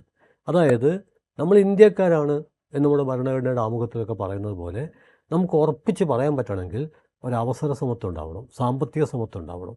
എന്നാലേ നമ്മൾ ഈ പറയുന്ന ഈ ഔപചാരിക സമത്വത്തിന് അതിൻ്റെ സൂക്ഷ്മമായ തലത്തിൽ പ്രസക്തി ഉണ്ടാവുള്ളൂ. അല്ലെങ്കിൽ നമുക്ക് പറയാവുന്നത് അംബാനിക്കും അംബാനിയുടെ തൊഴിലാളിക്കും ഒരു വോട്ടേ ഉള്ളൂ. പക്ഷേ അംബാനിയുടെ ഒരു വോട്ട് ഒരു വോട്ടല്ല. അംബാനിയുടെ മൂല്യവും അയാളുടെ കീഴിലുള്ള 10,000-കണക്കിന് തൊഴിലാളികളുടെ മൂല്യവും ഒന്നല്ല. അപ്പോൾ സാമ്പത്തിക സമത്വം എന്നുള്ളത് പ്രധാനമാണ്. അതുകൂടി ഉൾച്ചേർന്ന ജനങ്ങളുടെ പൂർണ്ണമായുള്ള ഒരൈക്യം എന്ന അർത്ഥത്തിലാണ് ജനകീയ ദേശീയത. അപ്പോൾ വ്യത്യസ്ത ദേശീയതകൾ, എന്നാൽ ഈ ദേശീയതകളൊക്കെ വ്യത്യസ്തതകളോടുകൂടി ജനപക്ഷത്താണ് നിൽക്കുന്നത്. എന്നാൽ ഇതിൽ നിന്ന് വ്യത്യസ്തമായിട്ട് ഹെജിമോണിക് നാഷണാലിസം എന്ന് പറയുന്ന മേൽക്കോയ്മ ദേശീയത, ആ മേൽക്കോയ്മ ദേശീയതയുടെ നിരവധി പ്രവണതകൾ സ്വാതന്ത്ര്യത്തിന് മുമ്പുണ്ട്. സവർക്കർ മുതൽ തിലകൻ വരെ വ്യാപിച്ചു നിൽക്കുന്ന പല ആശയങ്ങളും. ഇപ്പോൾ സ്വാതന്ത്ര്യത്തിൻ്റെ ജന്മാവകാശമാണ് എന്ന് പറയുന്നതിൽ പോലും അതൊക്കെ വലിയ ഊർജ്ജം ഉൽപ്പാദിപ്പിച്ചിട്ടുണ്ട്. പക്ഷേ ഈ ജന്മാവകാശം, ബർത്ത് റൈറ്റ് എന്നൊക്കെ പറയുന്നതിൽ തന്നെ ഒരു ഡീകൺസ്ട്രക്ഷൻ നടത്തുകയാണെങ്കിൽ അതിൻ്റെ പരിമിതി നമുക്ക് കാണാൻ പറ്റും. അപ്പം ഞാൻ പറയുന്നത് ഈ വെമുലയുടെ കത്തും തിലകൻ്റെ പ്രസ്താവനയും ചേർത്ത് വച്ചാൽ, തിലകന് ഇതെൻ്റെ ബർത്ത് റൈറ്റ് എന്നുള്ളത് എൻ്റെ ജന്മ അഭിമാനമാണ്, എന്നാൽ എൻ്റെ ജന്മമാണ് എൻ്റെ തെറ്റ് എന്നാണ് വെമുല പറയുന്നത്. അതുകൊണ്ട് ജന്മ അഭിമാനമാണ് എന്ന് പറയാൻ പറ്റില്ല. അത് NS മാധവൻ്റെ കഥയിലൊക്കെ ഉണ്ടല്ലോ, മറ്റേ മലപ്പുറത്തെ പാങ്ങോ അങ്ങനെ നമ്മളെ മാപ്പിൽ പോലും ഒരു സ്ഥലമില്ലല്ലോ എന്ന് പ്രമീള ഗോഖലെ പറയുന്നുണ്ടല്ലോ. അപ്പോൾ നിങ്ങളെങ്ങനെ നിങ്ങളുടെ ഐഡൻറ്റിറ്റി തെളിയിക്കുന്നു ചോദിച്ചപ്പോൾ ഞാൻ പ്രമീള ഗോഖലെ എന്ന് പറയും, അതിലെൻ്റെ പേരും എൻ്റെ വേരും എൻ്റെ സംസ്കാരവും എല്ലാം ഉണ്ട്, നിങ്ങളുടെ പേര് അങ്ങനത്തെ പേരല്ല എന്ന് പറയുന്നുണ്ടല്ലോ. അപ്പോൾ ഇവിടെ ഹെജിമോണിക് നാഷണാലിസമാണ് സത്യത്തിൽ നാഷണലിസത്തിൻ്റെ മുഖം മൂടി ധരിച്ച ജനവിരുദ്ധമായ കാഴ്ചപ്പാട്. അതെല്ലാവരെയും ഒരേപോലെ ഉൾക്കൊള്ളുന്നില്ല, അത് ഒഴിച്ചു നിർത്തുക ചെയ്യുന്നത്, പല രീതിയിലാണ് ഒഴിച്ചു നിർത്തുന്നത്. അപ്പോൾ അതുകൊണ്ട് ഈ ദേശീയതയുടെ ഒരു രൂപീകരണം, ഇപ്പോൾ ഈ ദേശീയതയെക്കുറിച്ച് പറയുമ്പോൾ എനിക്ക് തോന്നുന്നത് ഈ സിദ്ധാന്തമൊക്കെ വളരെ കൂടുതൽ പറയുന്നതിനേക്കാൾ മലയാളത്തിൽ എളുപ്പം ബാലചന്ദ്രൻ ചുള്ളിക്കാടിൻ്റെ രാജ്യസ്നേഹം എന്ന കവിതയാണ്. ഞാൻ തേടുന്നത് രാജ്യസ്നേഹമല്ല, സ്നേഹമുള്ള ഒരു ജനതയെയാണ് എന്ന് പറയുന്നുണ്ടല്ലോ. പണ്ട് ചില രാജ്യങ്ങൾ ഉണ്ടായിരുന്നു, ഇന്ന് ആ രാജ്യങ്ങൾ എവിടെ എന്ന് ചോദിക്കുന്നുണ്ട്. ഇവിടെ തന്നെ എത്ര രാജ്യങ്ങളായിരുന്നു. അപ്പോൾ അതുകൊണ്ട് ചരിത്രപരമായി സാമൂഹ്യ ബന്ധത്തിന് വന്ന ആധുനിക ചട്ടക്കൂടാണ് ദേശീയത. അത് മുമ്പുണ്ടായിരുന്നതല്ല. അത് എല്ലാ കാലത്തും ഒരേപോലെ തുടരണമെന്നുമില്ല. അപ്പം താങ്കൾ ചോദിച്ച പ്രധാനപ്പെട്ട ഒരു ചോദ്യമാണ്, ഇപ്പോൾ നമ്മൾ നാഷണലിസം, പാട്രിയോട്ടിസം എന്നൊക്കെ പറയുമ്പോൾ ഇതുകൊണ്ട് നമ്മൾ എന്താണ് അർത്ഥമാക്കുന്നത്? ഒറ്റ ഉദാഹരണം പറഞ്ഞാൽ പെട്ടെന്ന് മനസ്സിലാവും. 2001 സെപ്റ്റംബർ 11 അമേരിക്കയിൽ ഭീകരാക്രമണത്തിൻ്റെ ഭാഗമായിട്ട് അമേരിക്കൻ ജനങ്ങളിലുണ്ടായിട്ടുള്ള ഒരു മാറ്റം, അത് Samuel Huntington who are we എന്നുള്ള പുസ്തകത്തിൽ പറയുന്നുണ്ട്. അവിടുത്തെ വീടുകളുടെ മുകളിൽ വരെ ദേശീയ പതാക, ഫ്ലാഗ് ഇൻഡസ്ട്രി ഫ്ലറിഷ് ചെയ്തു. അതുവരെ പതാകയൊന്നും പരിഗണിക്കാത്ത ആൾക്കാർ തങ്ങളുടെ വീടിൻ്റെ മുകളിൽ വരെ, ഹോട്ടലിൻ്റെ മുകളിൽ ഒക്കെ പതാക ഉയർത്താൻ തുടങ്ങി. അതായത് പ്രതിസന്ധിയുടെ ഒരു പശ്ചാത്തലത്തിൽ തങ്ങളുടെ കൂടി നിൽക്കലിനെ ഒന്ന് ആഘോഷിക്കാൻ, പരസ്യപ്പെടുത്താനുള്ള ഒരു പ്രവണത ഉണ്ടാവും. ഇപ്പോൾ നമ്മളിപ്പോൾ ഒരു രാജ്യത്ത് ജീവിക്കുകയാണ്. രാവിലെ ഉച്ചക്കും വൈകുന്നേരവും ഭക്ഷണത്തിന് മുമ്പും പിമ്പും ഞാൻ എൻ്റെ രാജ്യത്തെ സ്നേഹിക്കുന്നു എന്നിങ്ങനെ വിളിച്ചു കൂവേണ്ട കാര്യമില്ല. കാരണം നമ്മളുടെ ജീവിതം എന്ന് പറഞ്ഞാൽ നമ്മളുടെ രാജ്യത്തിൻ്റെ ഭാഗമാണ്. നമ്മുടെ ഭൂമി എവിടെയാണ്? നമ്മുടെ വീട് എവിടെയാണ്? നമ്മുടെ തൊഴിലെവിടെയാണ്? നമ്മൾ പുലർത്തുന്ന ബന്ധങ്ങൾ എവിടെയാണ്? ഇതൊക്കെ ഈ രാജ്യത്തിൻ്റെ അകത്ത് തന്നെയല്ലേ. അപ്പോൾ ഈ രാജ്യത്തെ വേറെ ഒരു രാജ്യം ആക്രമിക്കുകയാണെങ്കിൽ നമ്മുടെയൊക്കെ ജീവിതത്തല്ലേ അത് പ്രതികൂലമായിട്ട് ബാധിക്കുക. അപ്പോൾ സാധാരണഗതിയിൽ ഒരു പ്രതിസന്ധിയുടെ സമയത്തും ഒക്കെ ജനങ്ങളുടെ ദേശഭക്തി പ്രകടവും. അല്ലാത്തപ്പോൾ അത് അവരുടെ സാധാരണ പ്രവർത്തനത്തിൽ സന്നിഹിതമാണ്. അതിങ്ങനെ പ്രത്യേകിച്ച് എടുത്ത് പരസ്യപ്പെടുത്തേണ്ട ഒരു കാര്യമില്ല. അപ്പോൾ അങ്ങനെ അപ്പം അമേരിക്ക ഇറാൻ ആക്രമിക്കുന്നു. ഇറാനിലെ ജനങ്ങൾക്ക് പല കാര്യത്തിലും അഭിപ്രായ വ്യത്യാസം ഉണ്ടാവും. ഇറാനിലെ ഭരണകൂടമായിട്ട് അഭിപ്രായ വ്യത്യാസം ഉണ്ടാവും. പക്ഷെ അവിടെ ആക്രമിക്കുമ്പോൾ അത് ആ ജനതയുടെ മുഴുവൻ ജീവിതത്തെയല്ലേ ബാധിക്കുക. അപ്പോൾ അവരുടെ ദേശബോധവും ഒക്കെ അതിനെ പ്രതിരോധിക്കുന്നത് ശക്തമാവും. അപ്പോൾ അതുകൊണ്ട് ഈ ദേശീയത ആവശ്യം തന്നെയാണ്, ദേശസ്നേഹവും ആവശ്യമാണ്. പക്ഷെ ദേശപൂജ അത് അപകടമാണ്. അതുപോലെ തന്നെ നമുക്ക് വൃക്ഷസ്നേഹം, പരിസ്ഥിതി സ്നേഹം, വൃക്ഷപൂജ നടത്തേണ്ട ആൾക്ക് നടത്താം. അത് ഏറ്റവും മനോഹരമായിട്ട് വൈക്കം മുഹമ്മദ് ബഷീറിൻ്റെ ഓർമ്മയുടെ അറകളിലുണ്ട്. ഒരു കിട്ടച്ചേകോനെ പറ്റി പറയുന്നുണ്ട്. ഒരു നല്ല വലിയ കാഞ്ഞിരം ബഷീറിൻ്റെ പറമ്പിലാണ്. അപ്പോൾ അത് വില നല്ല വലിയായിട്ട് ആളുകൾ വരുന്നുണ്ട്. പക്ഷെ അവർ വിറ്റില്ല. അവർ പറഞ്ഞു, എന്താ നിങ്ങൾ വിൽക്കാത്തത്? അപ്പോൾ പറഞ്ഞു, ഇവിടെ കിട്ടച്ചേകോൻ്റെ കുറച്ച് മൂർത്തികളൊക്കെ ഉണ്ട്, അവരിതിനെ പൂജിക്കുന്നുണ്ട്. അപ്പം നിങ്ങൾ മുസ്ലിങ്ങളല്ലേ, നിങ്ങൾക്ക് വിഗ്രഹപൂജ ഉണ്ടോ, നിങ്ങൾക്ക് വൃക്ഷപൂജ ഉണ്ടോ? അപ്പോൾ അവൻ പറഞ്ഞു, മറ്റുള്ളവരുടെ വിശ്വാസത്തെ മാനിക്കണമെന്ന് മതത്തിൽ പറയുന്നുണ്ട്. അപ്പോൾ ഏതെങ്കിലും വ്യക്തികൾക്കോ ഏതെങ്കിലും സമൂഹത്തിനോ രാജ്യത്തെ പൂജിക്കാം, വൃക്ഷത്തെ പൂജിക്കാം, അതവരുടെ വിശ്വാസത്തിൻ്റെ ഭാഗമാണ്. അങ്ങനെ അല്ലാത്ത മനുഷ്യന്മാരുടെ പേരിൽ മുതുകത്ത് ചവിട്ടിയിട്ട് പൂജിക്കുക എന്ന് പറഞ്ഞാൽ എന്തർത്ഥമാണ്? ഇത് പറയുമ്പോഴാണ് എനിക്ക് തോന്നുന്നത്, ഈ ഒരു സാഹചര്യത്തിൽ പ്രത്യേകിച്ച് ഇപ്പോൾ ഈ ഇക്ബാലിൻ്റെ സാരെ ജഹാം സച്ച കൂടെ നമ്മൾ പറഞ്ഞു പോകേണ്ടതെന്ന് തോന്നുന്നു. പ്രത്യേകിച്ച് വന്ദേ മാതരം വലിയ രീതിയിൽ പ്രൊപ്പഗേറ്റ് ചെയ്ത് ഉയർത്തി കാണിക്കുന്ന സമയത്ത് ഒരു കുറച്ചെങ്കിലും ഇസ്ലാമികരെ, മുസ്ലിങ്ങളെ പ്രതിപക്ഷത്തേക്ക് നിർത്തിക്കൊണ്ടാണ് ഒരുപക്ഷെ വന്ദേ മാതരം ഇപ്പോഴത്തെ ഒരു രീതിയിൽ മുന്നോട്ട് കൊണ്ടുപോകുന്നത് തന്നെ വിശ്വസിക്കുന്ന ഒരാളാണ് നമ്മൾ. അപ്പോൾ എല്ലാവരും അങ്ങനെയാണെന്ന് കരുതുന്നില്ല. എങ്കിലും വന്ദേ മാതരത്തിൻ്റെ ഇപ്പോഴത്തെ ഹൈന്ദവ അല്ലെങ്കിൽ ഹിന്ദുത്വ ഫോഴ്സുകളുടെ ഒരു താല്പര്യം പലപ്പോഴും മുസ്ലിങ്ങളെ ടാർഗറ്റ് ചെയ്യുക, അല്ലെങ്കിൽ അങ്ങ് നേരത്തെ ഉദ്ദേശിച്ച പലപ്പോഴും ന്യൂനപക്ഷ വിഭാഗങ്ങളെ ടാർഗറ്റ് ചെയ്യുക എന്നുള്ള രീതിയിലേക്ക് തന്നെയാണ് പല സാഹചര്യങ്ങളും അത് മുന്നോട്ട് കൊണ്ടുപോകുന്നത്. അപ്പോൾ ഇക്ബാലിൻ്റെ ഒരു ആൻറ്റി കൊളോണിയൽ സങ്കല്പങ്ങൾ എങ്ങനെയാണ് ഈ സാരെ ജഹാം സച്ചയിലൂടെ പ്രതിഫലിച്ചത് കൂടെ നമ്മൾ പറഞ്ഞു പോകേണ്ടതില്ലേ? സാരെ ജഹാം സച്ച നമുക്കറിയാലോ, അതിൽ സൗഹൃദവും സ്നേഹവും എല്ലാം ഉൾക്കൊള്ളുന്ന, നമ്മുടെ രാഷ്ട്രത്തെ പൂന്തോപ്പായും ഇവിടുത്തെ ജനങ്ങളെ വാനമ്പാടികളായിട്ട് ഒക്കെ കാണുന്ന. നമ്മൾ മനസ്സിലാക്കേണ്ടത് ഇന്ത്യൻ ഫാസിസ്റ്റുകളെ ഏറെ പ്രകോപിപ്പിച്ചിട്ടുണ്ട് സാരേ ജഹാം സേ അച്ഛ എന്നുള്ളത്. നേരത്തെ പറഞ്ഞതിൽ എനിക്ക് ഒരു കൂട്ടിച്ചേർക്കാനുള്ളൊരു പ്രശ്നം എന്ന് വെച്ചാൽ, ഈ വന്ദേ മാതരത്തെക്കുറിച്ചുള്ള ഒരു ഫാസിസ്റ്റ് ആഖ്യാനം അത് നമ്മൾ പൊളിക്കേണ്ടതുണ്ടെന്നാണ്.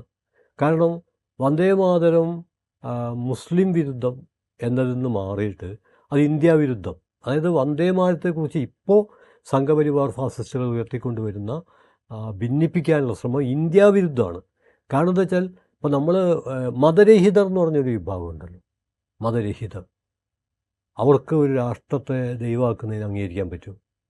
പിന്നെ ഇസ്ലാം മതം മാത്രമല്ല, ജാതി മേൽക്കോയ്മക്കപ്പുറമുള്ള ഹിന്ദുമതത്തിലെ തന്നെ വിവിധ വിഭാഗങ്ങൾ, അവർക്കിത് പറ്റുമോ? അപ്പോൾ നമ്മൾ കേരളത്തിൽ ശ്രീനാരായണ ഗുരുവിനെ പറ്റിയൊക്കെ പറയുന്നു. ശ്രീനാരായണ ഗുരുവിനെ പറ്റി പറയുമ്പോൾ അദ്ദേഹം ബ്രിട്ടീഷുകാരാണ് നമുക്ക് സന്യാസം നൽകിയതെന്ന് പറഞ്ഞതിൻ്റെ യുക്തി എന്താ? ആ രാമനോ മറ്റോ ആയിരുന്നെങ്കിൽ ആ ശംഭൂകൻ്റെ സ്ഥിതിയല്ലേ നമുക്ക് ഉണ്ടാകുമായിരുന്നത് എന്നാണല്ലോ അദ്ദേഹം പറഞ്ഞത്. അങ്ങനെ നോക്കുമ്പോൾ ഈ വന്ദേ മാതരത്തിലെ ദുർഗാദേവി ആരാണ്? അത് ഇന്ത്യയിലെ മുഴുവൻ ഹിന്ദു ജനതയുടെയും ആരാധനാപാത്രമാണോ? അല്ല. ഹിന്ദു വിഭാഗത്തിൽ ഉൾപ്പെടുത്തപ്പെട്ട ഇന്ത്യയിലെ ഗോത്ര ജനത മഹിഷാസുരനെയാണ് ആരാധിക്കുന്നത്. മഹിഷാസുരനെ ഭൂസംരക്ഷകനായും സമാധാന മൂല്യങ്ങൾ ഉയർത്തിപ്പിടിച്ച ആളായിട്ടുമാണ് അവർ കാണുന്നത്. മഹിഷാസുര വധത്തെ അവർ ജനോസൈഡായിട്ടാണ് കാണുന്നത്. തദ്ദേശീയ ജനതയുടെ വംശഹത്യയായിട്ടാണ് മഹിഷാസുര വധത്തെ കാണുന്നത്. അങ്ങനെ നോക്കുമ്പോൾ അവർ ദുർഗാസ്തുതിയല്ല, അവർ ദുർഗയെ ദുർഗയിൽ ഭീകരതയാണ് അവർ കാണുന്നത്. അതായത് ഡീകാസ്റ്റിംഗ് ഹിസ്റ്ററി അല്ലെങ്കിൽ ഡീബ്രാഹ്മണൈസിങ് ഹിസ്റ്ററി എന്നുള്ളത് വർത്തമാനകാല ഇന്ത്യയിലെ പ്രധാനപ്പെട്ടൊരു ആലോചനാ വിഷയമാണ്. അപ്പോൾ അങ്ങനെ ഒരു കീഴാള മുന്നേറ്റം നടക്കുമ്പോൾ ഇത് നമ്മൾ ചരിത്രപരമായിട്ട് വളരെ ജാഗ്രത പാലിക്കേണ്ടതാണ്. ഈ നാഗപ്പൂരിലടക്കം അബ്രാഹ്മണ സമ്മേളനമൊക്കെ നടന്ന് ഏറ്റവും ഗംഭീരമായിട്ട് കീഴാള മുന്നേറ്റം നടക്കുമ്പോഴാണ് നാഗപ്പൂരിൽ RSS രൂപീകരിക്കുന്നത്. നാഗപ്പൂരിൽ മുസ്ലിങ്ങളപ്പോൾ ക്രിസ്ത്യാനികളോ അപ്പോൾ ഒരു പ്രബല ശക്തി പോലും ആയിരുന്നില്ല. അവിടെ കീഴാള ഉണർവാണ് ഉണ്ടായത്. ആ കീഴാള ഉണർവിനെ തകർക്കാൻ വേണ്ടി കൂടിയാണ് RSS രൂപപ്പെട്ടത്. അതേ സംഭവമാണ് ദുർഗക്കെതിരെ മഹിഷാസുരനെ JNU വരെ മഹിഷാസുരൻ രക്തസാക്ഷി ദിനം അവരാചരിച്ചു. അവൻ JNU ഒരു ഭീകര കേന്ദ്രമാണ് എന്ന് ഇന്ത്യൻ ഫാസിസ്റ്റുകൾ പ്രഖ്യാപിക്കാനും ദേശീയതയുടെ ഒരു തലത്തിലേക്ക് കൊണ്ടുവരാൻ ഒരു ടാങ്ക് അവിടെ സ്ഥാപിക്കുകയും യൂണിവേഴ്സിറ്റിയിൽ ആദ്യമായിട്ടാണ് ടാങ്ക് സ്ഥാപിക്കുന്നു. അപ്പോൾ അവിടെ അവർക്കെതിരെ കുറ്റാരോപണം എന്താണെന്ന് പറഞ്ഞാൽ അവിടെ ബീഫ് കഴിച്ചു, മഹിഷാസുരനെ ആദരിച്ചു എന്നുള്ളതാണ്. ഞാൻ മുന്നോട്ട് വെക്കുന്നത് മഹിഷാസുരനെ ആദരിക്കാനും ആദരിക്കാതിരിക്കാനും, ദുർഗാദേവിയെ ആദരിക്കാനും ആദരിക്കാതിരിക്കാനും ഇത് നമ്മൾ തത്വം പറയുന്നതല്ല. അങ്ങനെയല്ലേ ഇന്ത്യയിൽ മനുഷ്യർ ജീവിക്കുന്നത്. ഇന്ത്യയിലെ മുഴുവൻ മനുഷ്യരും ഏതെങ്കിലും ഒരു ദൈവത്തെ ആരാധിക്കുന്നുണ്ടോ? ഓരോരുത്തരും അവരുടെ വിശ്വാസം അനുസരിച്ചും വിശ്വാസമില്ലാത്തവർ വിശ്വാസമില്ലാതെയും ജീവിച്ചുകൊണ്ടിരിക്കുകയല്ലേ. അപ്പോൾ അങ്ങനെ നോക്കുമ്പോൾ ഈ സാരേ ജഹാം സേ അച്ഛ ഒക്കെ മുന്നോട്ട് വെക്കുന്നത് അതിലേതെങ്കിലും തരത്തിലുള്ള സങ്കുചിത്വമില്ല, ഒഴിവാക്കലില്ല, എല്ലാം കൂട്ടിച്ചേർക്കുന്ന വളരെ മനോഹരമായുള്ള അവതരണമാണ്. അതുമാത്രമല്ലല്ലോ ഇന്ത്യയിൽ ഒഴിവാക്കപ്പെട്ടത്. ഇന്ത്യയിൽ ഒഴിവാക്കപ്പെട്ടതിൻ്റെ ഒരു പട്ടിക നമ്മൾ എടുക്കുകയാണെങ്കിൽ അധസ്ഥിത ജീവിതവുമായി ബന്ധപ്പെട്ട, അടിസ്ഥാന ജീവിതവുമായി ബന്ധപ്പെട്ട അധ്വാനത്തെ ആദരിക്കുന്ന ഏറെക്കുറെ എല്ലാ ഇന്ത്യയിൽ നിന്ന് ഒഴിവാക്കപ്പെട്ടിട്ടുണ്ട്. ഇപ്പം ബുദ്ധൻ മുന്നോട്ട് വെച്ചാണല്ലോ ധമ്മരാഷ്ട്രം, അതേക്കുറിച്ച് വല്ല ചർച്ചയുണ്ടോ? അതുപോലെ തന്നെ EVR ഒക്കെ രാവണനെക്കുറിച്ച് പറഞ്ഞില്ലേ, അതേക്കുറിച്ച് ചർച്ചയില്ലല്ലോ. ജ്യോതി ബഫൂലെ ബാലി രാജ്യത്തെക്കുറിച്ച് പറഞ്ഞിട്ടില്ലേ. ശ്രീനാരായണ ഗുരു ഒരു പ്രിയ രാഷ്ട്രസങ്കല്പം മുന്നോട്ട് വെച്ചിട്ടുണ്ട്. ഇതൊന്നും നമ്മൾ ചർച്ച ചെയ്യുന്നില്ലല്ലോ. ഒരുപാട് കാര്യങ്ങൾ ഇപ്പോൾ അടുത്ത കാലത്ത് ഈ ജനകീയ ജാഗ്രത കൊണ്ട് മാത്രമാണ് കീഴാള സമൂഹത്തിലെ പലതും. ഇപ്പോൾ നമുക്ക് പരശുരാമൻ ചിരിക്കാൻ വേണ്ടിയാണെങ്കിലും പരശുരാമൻ മഴുവെറിഞ്ഞിട്ടാണ് എന്നുള്ള ഒരു ഹാസ്യ അവതരണം ഉണ്ടല്ലോ. എന്നാൽ ഇത് കേരളം ഉണ്ടാക്കിയത്. അതിൻ്റെ അപ്പുറത്ത് വേറെ ഒരുപാട് മിത്തുണ്ടല്ലോ. അതിൽ ഏഴുമണിത്തുമ്പികൾ ഏഴുരുള മണ്ണുരുട്ടി, ഏഴുരുള മണ്ണുരുട്ടി, ഏഴുരുള മണ്ണുരുട്ടിയാണ് ഈ ഭൂമി ഉണ്ടാക്കിയത്. അതിൻ്റെ ചെറിയ പീസല്ലേ കേരളം. അപ്പോൾ അങ്ങനെയുള്ളത് നമുക്ക് നമ്മുടെ ഇതില്ലല്ലോ. നമുക്കിപ്പോൾ കൽപ്പക വൃക്ഷത്തെപ്പറ്റി അത് നമുക്ക് വേണോ? അത് നമ്മുടെ ഒരു ഇതാണ്. അതേസമയത്ത് മലയാളത്തിൻ്റെ ഭാവനയെ ത്രസിപ്പിച്ച ആളല്ല മോയിൻകുട്ടി വൈദ്യർ. അദ്ദേഹത്തിൻ്റെ മുസ്ലിം ജമാൽ ബദറുൽ മുനീറിൽ റൂബിയത്ത് എന്ന ഈ ജിന്നിൻ്റെ കൊട്ടാര വളപ്പിൽ സർഹിന്നോ മറ്റോ തോന്നുന്നു ഒരു മരമുണ്ട്.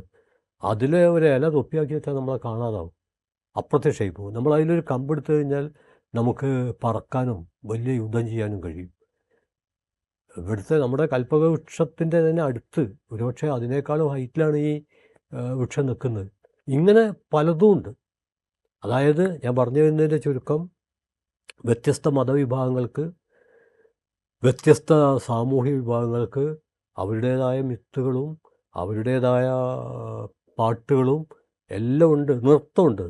നമുക്ക് മോഹിനിയാട്ടം പരിചിതമാണ്, ഭരതനാട്യം പരിചിതമാണ്, ഇരുള നൃത്തം. അതുപോലെ ചോദ്യം ചെയ്യുന്ന, വ്യവസ്ഥയെ ചോദ്യം ചെയ്യുന്ന എത്രയെത്ര കലാരൂപങ്ങളും പാട്ടുകളും ഉണ്ട്. അപ്പോൾ നമ്മൾ ഭാരതീയം എന്ന അർത്ഥത്തിൽ നമുക്കിപ്പോൾ സംസ്കൃതം നമുക്ക് ഭാരതീയമാണ്. എന്നാൽ ഇന്ത്യയിൽ മഹാത്മാ ബുദ്ധൻ ഏറ്റവും കൂടുതൽ മനുഷ്യരോട് സംസാരിച്ചത് പാലി ഭാഷയിലാണ്. പാലി ഭാഷയുടെ അവസ്ഥ എന്താണ്? അപ്പോൾ ഞാൻ പറഞ്ഞു വരുന്നത്, ഈ ഹെജിമോണിക് നാഷണാലിസം അതിന് രാഷ്ട്രീയ അധികാരം ഇല്ലാത്ത കാലത്ത് തന്നെ അത് ഭാരതീയ സംസ്കാരം എന്ന പേരിൽ ഒരു മിത്ത് സൃഷ്ടിച്ചിട്ടുണ്ട്. നമ്മളതിനെ മുഖ്യധാരാ സംസ്കാരം എന്ന് വിളിക്കും. ആ മുഖ്യധാരാ സംസ്കാരത്തിൻ്റെ മുമ്പിൽ നിങ്ങൾ മുട്ടുകുത്തോ ഇല്ലേ എന്നുള്ളതാണ്. മുട്ടുകുത്താത്തവരൊക്കെ ദേശദ്രോഹികളോ രാജ്യദ്രോഹികളോ ആവും. അതിൻ്റെ മുമ്പിൽ മുട്ടുകുത്താത്ത ലോകത്തിലുള്ള എല്ലാ മനുഷ്യരെ ആശ്ലേഷിക്കുന്ന പാട്ടുകളും പിന്നെ ജനങ്ങൾക്കിടയിൽ പ്രിയമുണ്ടാക്കുന്നതൊന്നും ആ രീതിയിൽ പരിഗണിക്കപ്പെടില്ല. ഇപ്പം ഞാനൊരു കുറിപ്പ് എഴുതി, വാഴയിലയും മീനും. അപ്പം പല സുഹൃത്തുക്കളും കെയ്യൻ വാഴയിലയും വർഗീയവാദിയാക്കണം. ഞാൻ പറഞ്ഞു വാഴയില വർഗീയവാദിയല്ല, പക്ഷേ ഇന്ത്യൻ പശ്ചാത്തലത്തിൽ അതെങ്ങനെയാണ് ഭിന്നിപ്പിൻ്റെ ഒരു ഭാഗമായിട്ട് മാറുന്നത്. അത് ഞാൻ എൻ്റെ നേരിട്ടുള്ള അനുഭവത്തിലാണ് ഞാനത് ആ കുറിപ്പ് എഴുതിയത്. അത് എൻ്റെ ഒരു സുഹൃത്ത് ഭക്ഷണം കഴിക്കുമ്പോൾ ഇലയില്ല എന്ന് ചോദിക്കും. നല്ല പ്ലേറ്റ് ഉണ്ട്, അപ്പോൾ ഇലയില്ല. അപ്പോൾ അയാൾ ആകെ അസ്വസ്ഥനാവുന്നു. അപ്പോൾ ഞാൻ ചോദിച്ചു, അതെന്താ കാര്യം? നല്ല പ്ലേറ്റ് അല്ലേ, കണ്ടണ്ടനും അടവെന്നൊക്കെ കഴിച്ചതായിരിക്കും, ആർക്കറിയതൊക്കെ. ഞാൻ പറഞ്ഞു, അത് വൃത്തിയാക്കുന്നതല്ലേ, വൃത്തിയാക്കിയിട്ടൊന്നും കാര്യമില്ല. അപ്പോൾ വാഴയില അവിടെ എങ്ങനെയാണ് പ്രവർത്തിക്കുന്നത്? Use it and throw it, ഉപയോഗിക്കുക, വലിച്ചെറിയുക. അപ്പോൾ വാഴയില പ്രതിയോവാദിയോ അല്ല. പക്ഷേ നമ്മളെല്ലാറ്റിനെയും ഈ ജാതി മേൽക്കോയ്മ നോക്കുന്ന ഒരു രീതി ഉണ്ടല്ലോ. മനോജ് കൊടുങ്ങല്ലൂരിൻ്റെ ഒരു കുറിപ്പ് മുമ്പ് ഞാൻ വായിച്ചിട്ടുണ്ട്. അതിൽ പറയുന്നുണ്ട്, ഈ ഗുരുവായൂർ ക്ഷേത്രത്തിൽ ഈ പ്രസാദം കൊടുക്കുന്ന ഇലയിലാണല്ലോ. അപ്പോൾ അത് വലിയ മാലിന്യ പ്രശ്നവും, എപ്പോഴും ഇല വേണമല്ലോ. അപ്പം ഗുരുവായൂർ നഗരസഭ പ്ലേറ്റ് കൊടുക്കാൻ സൗജന്യമായിട്ട് കൊടുക്കാമെന്ന് പറഞ്ഞു. പക്ഷേ ദേവസ്വം ബോർഡ് സമ്മതിച്ചില്ല. അപ്പോൾ അതിൻ്റെ അകത്ത് എന്താ പ്രവർത്തിക്കുന്നത്? അപ്പം ഞാൻ പറയുന്നത്, അദൃശ്യമായിട്ട് എല്ലാ മനുഷ്യരിലും അറിയാതെ ഈ ജാതി മേൽക്കോയ്മ ഇടിച്ചു കയറിയിട്ടുണ്ട്. അതുകൊണ്ട് പാട്ടായാലും അനുഷ്ഠാനങ്ങളായാലും ആചാരങ്ങളായാലും എന്തിലും ഇത് പ്രവർത്തിക്കുന്നുണ്ട്.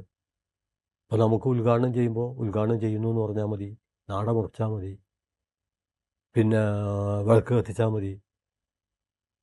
ഇതങ്ങ് പറഞ്ഞു വരുമ്പോഴാണ് എനിക്ക് രഘുപതി രാഘവ രാജാറാം ഓർമ്മ വരുന്നത്. ഈ ഗാന്ധി ഈ സാധനത്തെ ഈ സ്വാതന്ത്ര്യ സമര കാലത്ത് കോൺഗ്രസിൻ്റെയൊക്കെ പ്രാർത്ഥനാ സഭകളിലൊക്കെ വലിയ രീതിയിൽ പോപ്പുലറൈസ് ചെയ്യപ്പെട്ടിട്ടുള്ള ഒരു ഗാനങ്ങളിൽ ഒന്നാണല്ലോ ഈ രഘുപതി രാഘവ രാജാറാം. അതിൻ്റെ ഉള്ളിൽ അങ്ങ് നേരത്തെ സൂചിപ്പിച്ച പോലെ ഈശ്വര തേരാനാം എന്ന് കൂടെ ചേർക്കപ്പെടുകയുണ്ടായി. പക്ഷേ നമുക്ക് ഒരു സ്വാഭാവികമായിട്ടൊരു ചോദ്യം ചരിത്രത്തിലൂടെ നടന്നു പോകുമ്പോൾ തോന്നുക, ഗാന്ധി ഒരു മതഗാനത്തെ എടുത്തുകൊണ്ടുവന്ന് ഒരു സ്വതന്ത്രമായിട്ടുള്ള ഒരു മതനിരപേക്ഷ സമരത്തിലേക്ക് കൊണ്ടുവരികയാണ് ഉണ്ടായത്? അതോ ഒരു മതത്തെ തന്നെ ഈ സ്വാതന്ത്ര്യ സമരത്തിൻ്റെ ഭാഗമാക്കുകയാണ് ഉണ്ടായതെന്നുള്ളൊരു ചോദ്യം നമ്മുടെ മുന്നിൽ വരാറുണ്ട്. മഹാത്മാഗാന്ധി സത്യത്തിൽ ജാതി മേൽക്കോയ്മയുടെ പീഡനം അനുഭവിച്ച ആളാണ്. അത് പക്ഷേ ഇന്ത്യയിൽ നിന്നല്ല, ദക്ഷിണാഫ്രിക്കയിൽ നിന്നാണ്. ഗാന്ധി പറയുന്നുണ്ട്, എൻ്റെ ജീവിതത്തിൽ ഏറ്റവും സർഗാത്മകമായ ഒരു സന്ദർഭമായിരുന്നു അത്. കാരണം ഗാന്ധിക്ക് ഇന്ത്യയിൽ അത്രയും പ്രശ്നമില്ല. ഗാന്ധി ഏറ്റവും ഉന്നത ജാതി അല്ലെങ്കിലും ഒരു മധ്യസ്ഥ ജാതിയാണ്. അതുകൊണ്ട് ഗാന്ധിക്ക് ഇന്ത്യയിൽ ജാതി പീഡനം അനുഭവിക്കേണ്ടി വന്നിട്ടില്ല.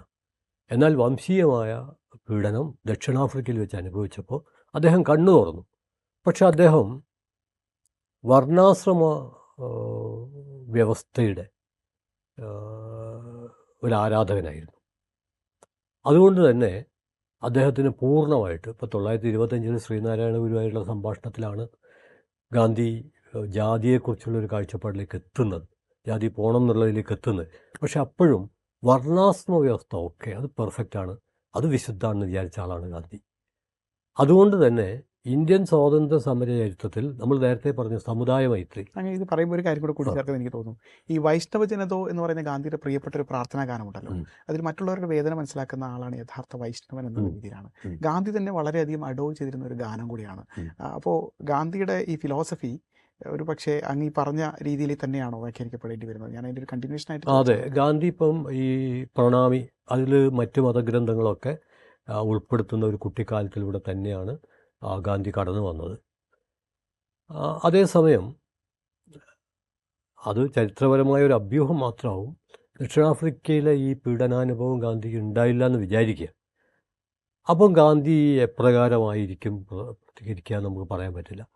അതേസമയം ഗാന്ധിയുടെ മുമ്പിൽ ഉള്ള മോഡൽ തിലകനായിരുന്നു. തിലകൻ ഈ ജാതി മേൽക്കോയ്മയുടെ ആചാരങ്ങളെ ഉയർത്തിപ്പിടിക്കുക ചെയ്ത്, ഗണേശോത്സവം ഉൾപ്പെടെ. അപ്പോൾ അതിൽ നിന്ന് വ്യത്യസ്തമായിട്ടൊരു ബഹുജന പ്രസ്ഥാനം കെട്ടിപ്പടുക്കുക എന്നുള്ളതാണ്. ഇപ്പം 1917 ചമ്പാരൻ സമരമാണല്ലോ അദ്ദേഹം നടത്തുന്നത്. അവിടുന്ന് 20കളോടുകൂടി ഇന്ത്യൻ ജനതയുടെ, അപ്പോൾ ഇന്ത്യയിലെ ഭൂരിപക്ഷം ഹിന്ദു മതവിശ്വാസത്തിൽപ്പെട്ട ആളുകളാണ്. അതുകൊണ്ട് ഗാന്ധി അതിൽ നിന്നുള്ള പല രൂപങ്ങളുമാണ് ഗാന്ധി സ്വീകരിച്ചത്. പക്ഷെ അപ്പോഴും ഗാന്ധി തിലകനിൽ നിന്ന് വ്യത്യസ്തമായിട്ട് അതിനെ ഒരു ബഹുജന സ്വീകാര്യത ഉണ്ടാക്കിയെടുക്കാൻ ശ്രമിച്ചിട്ടുണ്ട്. ഇപ്പം രാമരാജ്യത്തെക്കുറിച്ച് അദ്ദേഹം പറയുന്നുണ്ട്. രാമരാജ്യം ഹെജിമോണിക് ദേശീയതക്കും സ്വീകാര്യം തന്നെയാണ്. പക്ഷെ ഗാന്ധിയുടെ രാമരാജ്യം ആകുമ്പോഴേക്ക് അതിൽ ഗാന്ധി കുറച്ച് എന്താ പറയുക, ഒരു ജനായത്വം കൂട്ടിച്ചേർക്കുന്നുണ്ട്. വർണ്ണാശ്രമ വ്യവസ്ഥക്കകത്ത് കുറേ കൂടി ഉൾക്കൊള്ളലിൻ്റെ ഒരു പശ്ചാത്തലം ഉണ്ടാക്കാൻ, അതായത് ഇത് ദശരഥനല്ല, ദശരഥപുത്രനായ രാമനല്ല, പിന്നെ എല്ലാവരുടെയും മനസ്സിലെ നന്മയാണ് എന്നൊക്കെ പറഞ്ഞിട്ട്.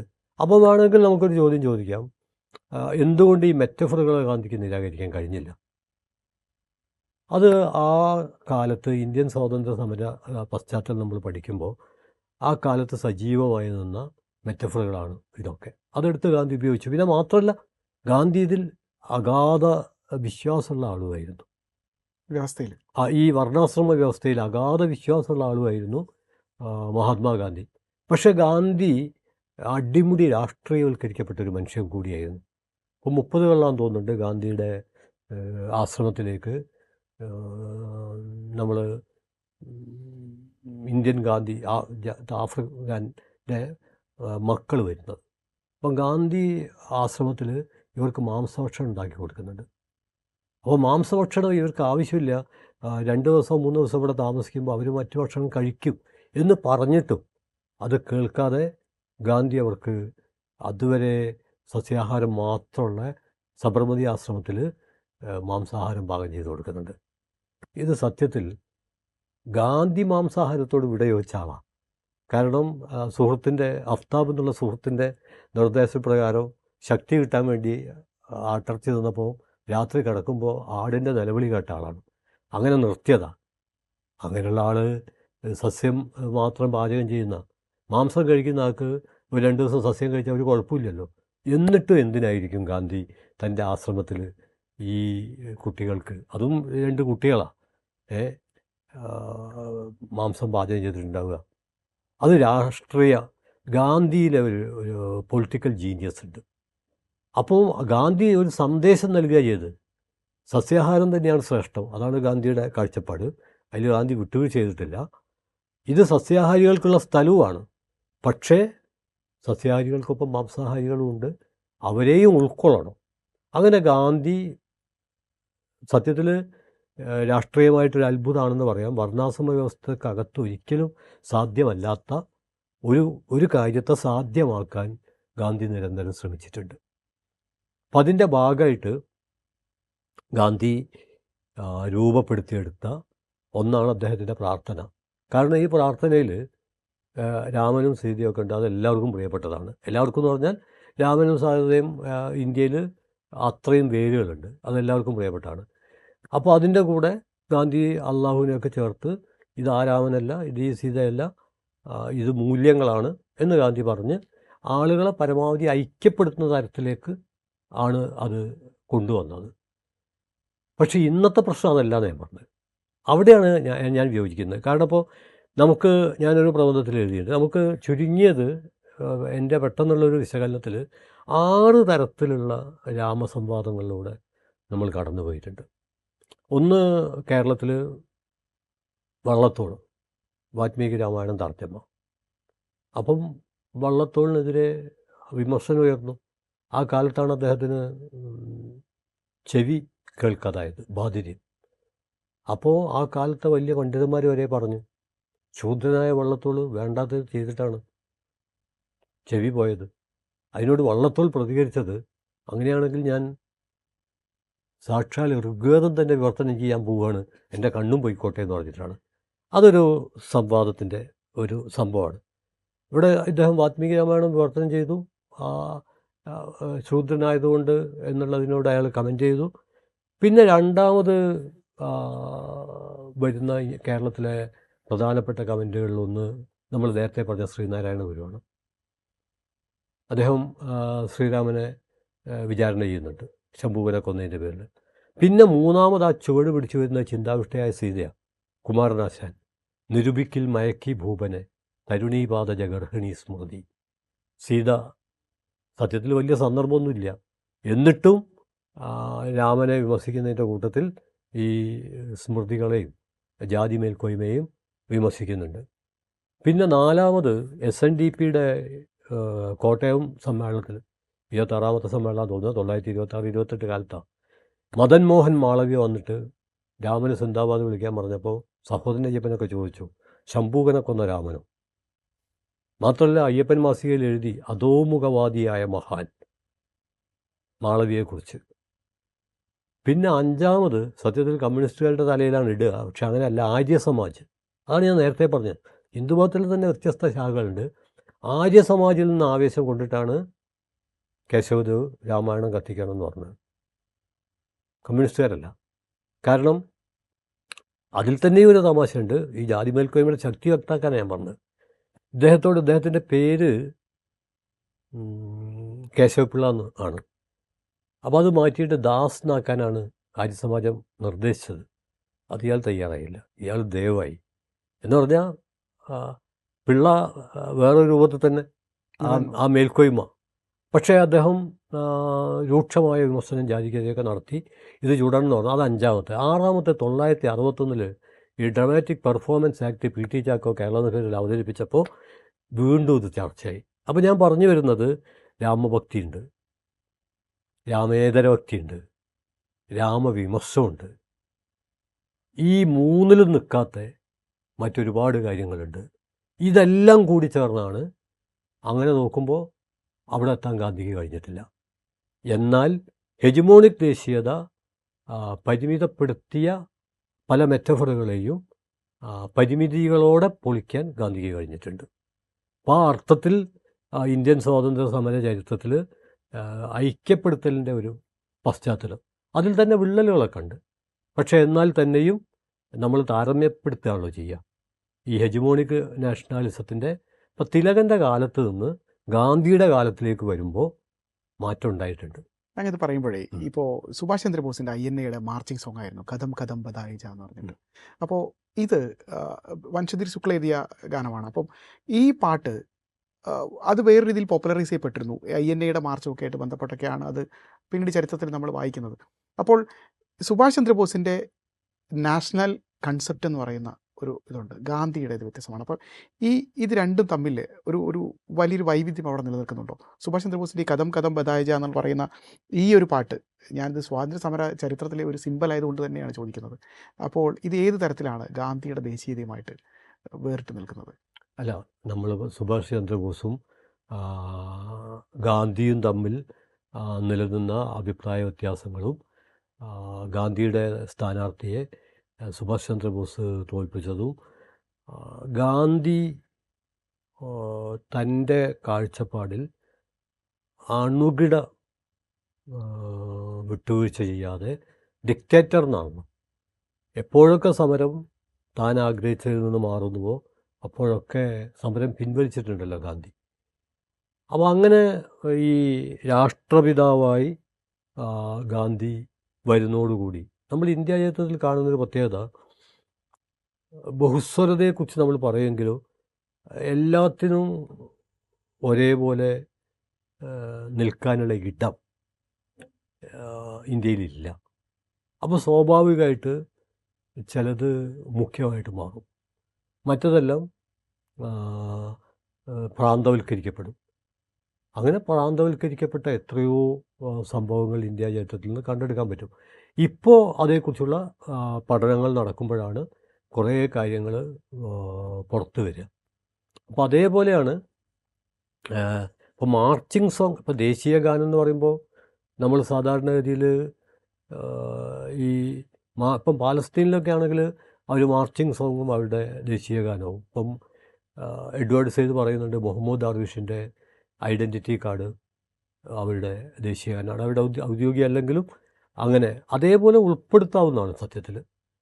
അതായത് നമുക്കാണെങ്കിൽ ഒരു ദേശീയ ഗാനം, ഒരു രാഷ്ട്രപിതാവ്, ഒരു ഭാഷാപിതാവ് എല്ലാം നമുക്ക് ഒന്ന്.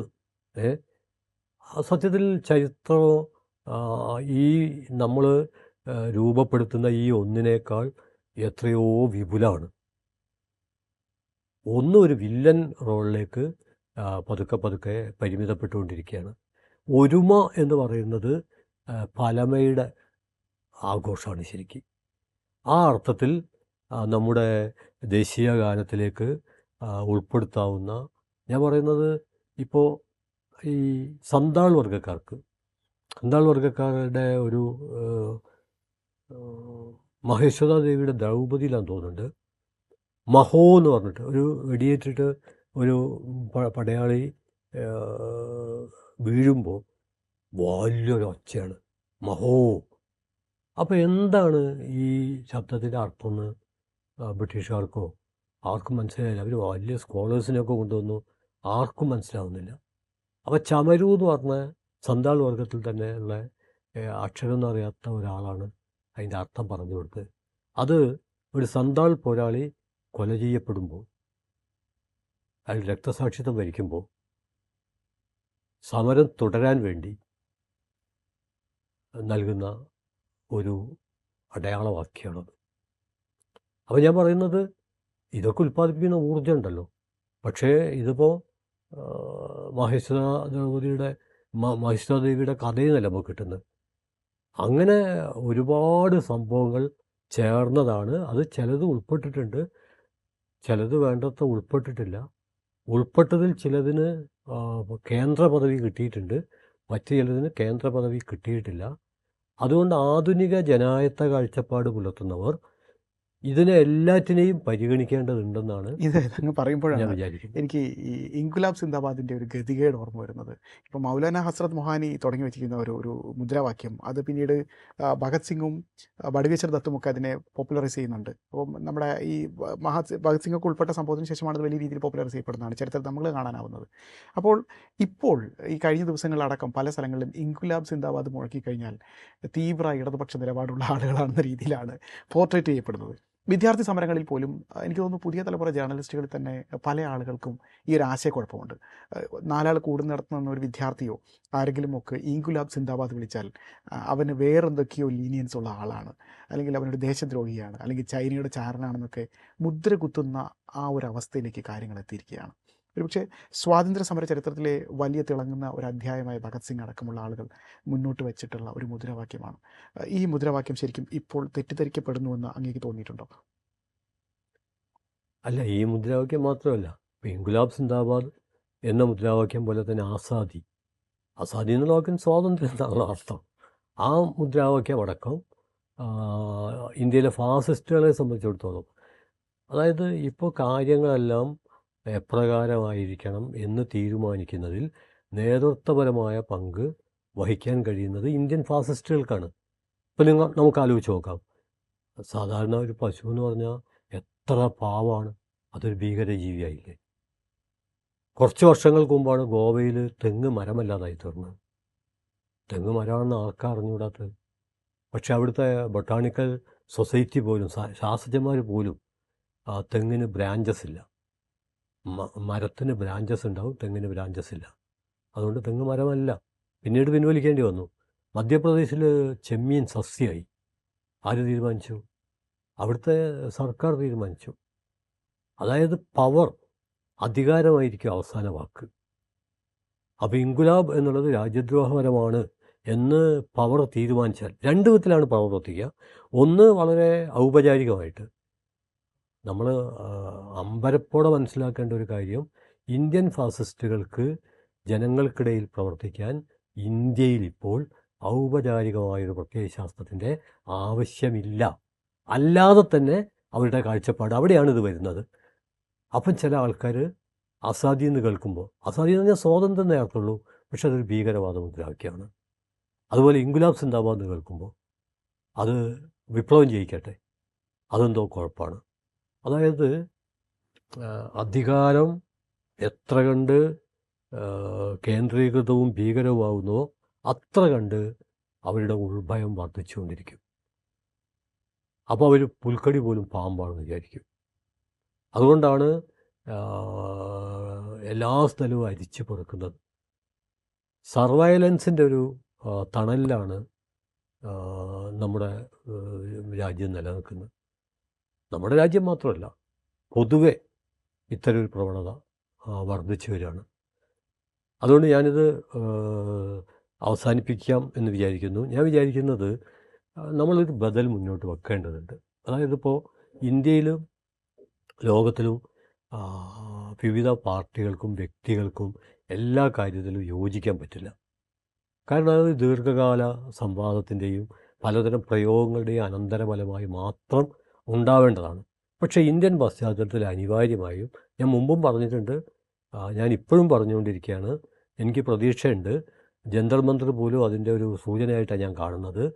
നമുക്കൊരുപാട് വിയോജിപ്പുണ്ടാവും, പക്ഷേ ആ വിയോജിപ്പിൻ്റെ ഇടയിലും നമ്മളൊരു യോജിപ്പ് ഉണ്ടാക്കിയെടുക്കണം.